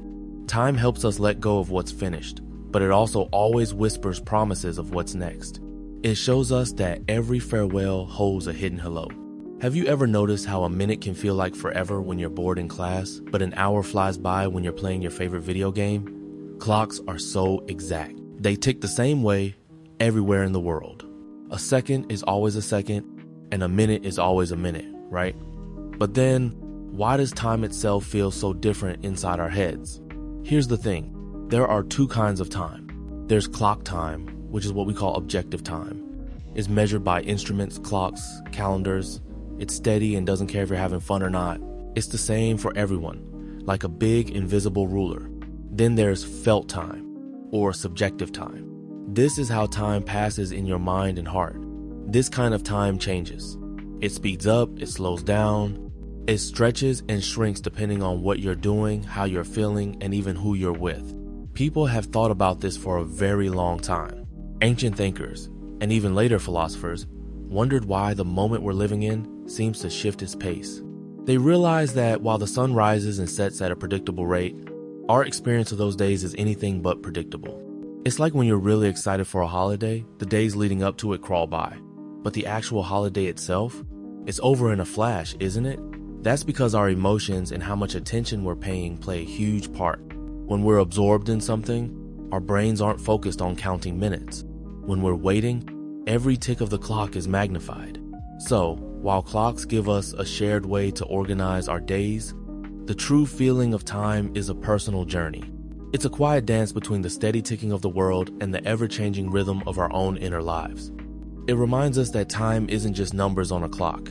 It's also a feeling, a memory, a heartbeat. Have you ever watched a movie and known how it ends, but you still enjoy watching all the moments leading up to it? Or read a book where the whole story is already printed on the pages, even before you turn them? What if time works a bit like that? It's a way of thinking that asks, what if our lives, our whole universe, aren't really moving through time, but are more like a massive, endless story that's already complete? We just experience it, moment by moment, like reading a book, one page at a time. The past, present, and future wouldn't be things that change or appear. They would all just exist together, like different chapters in the same huge book. This idea isn't new.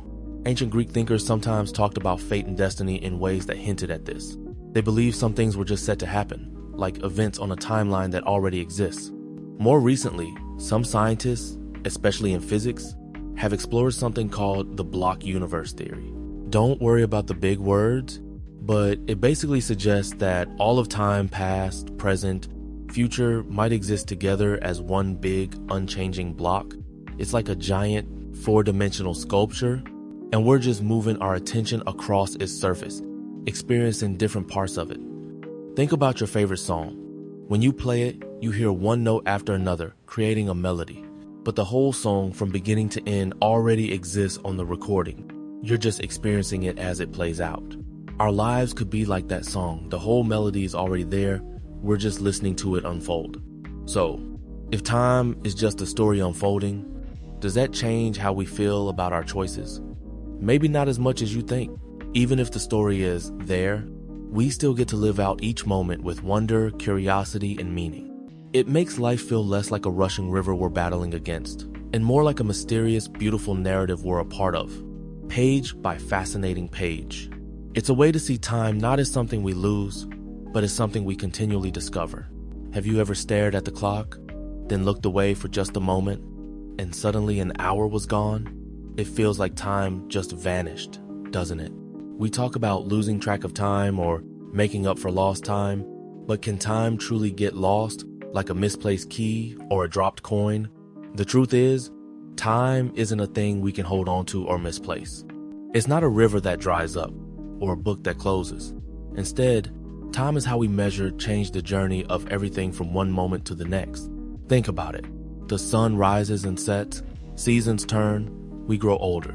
These are all changes, and time helps our minds make sense of that constant movement. For thousands of years, people have pondered this.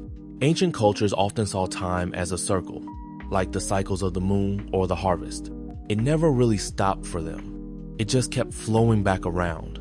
Later, thinkers saw it more like a straight line, always moving forward. But they understood it wasn't something that could disappear. When we say time is lost, what we often mean is that our awareness of it faded. Imagine you're completely absorbed in drawing or playing your favorite game. Hours might pass, but you don't notice them slipping by because your mind is focused elsewhere. The time still happened. The clock kept ticking. You just weren't paying attention to its passing. It's like being so deep in a dream that you don't realize the world outside is moving. The world doesn't stop. You're just not tuned into it. So time doesn't get lost in the same way we lose a pencil. It's more about how our minds experience and record it. Every second, every minute keeps moving forward, carrying everything with it. Maybe those moments we lost were just times we were so deeply involved, so completely present, that the usual measurement of time simply faded into the background.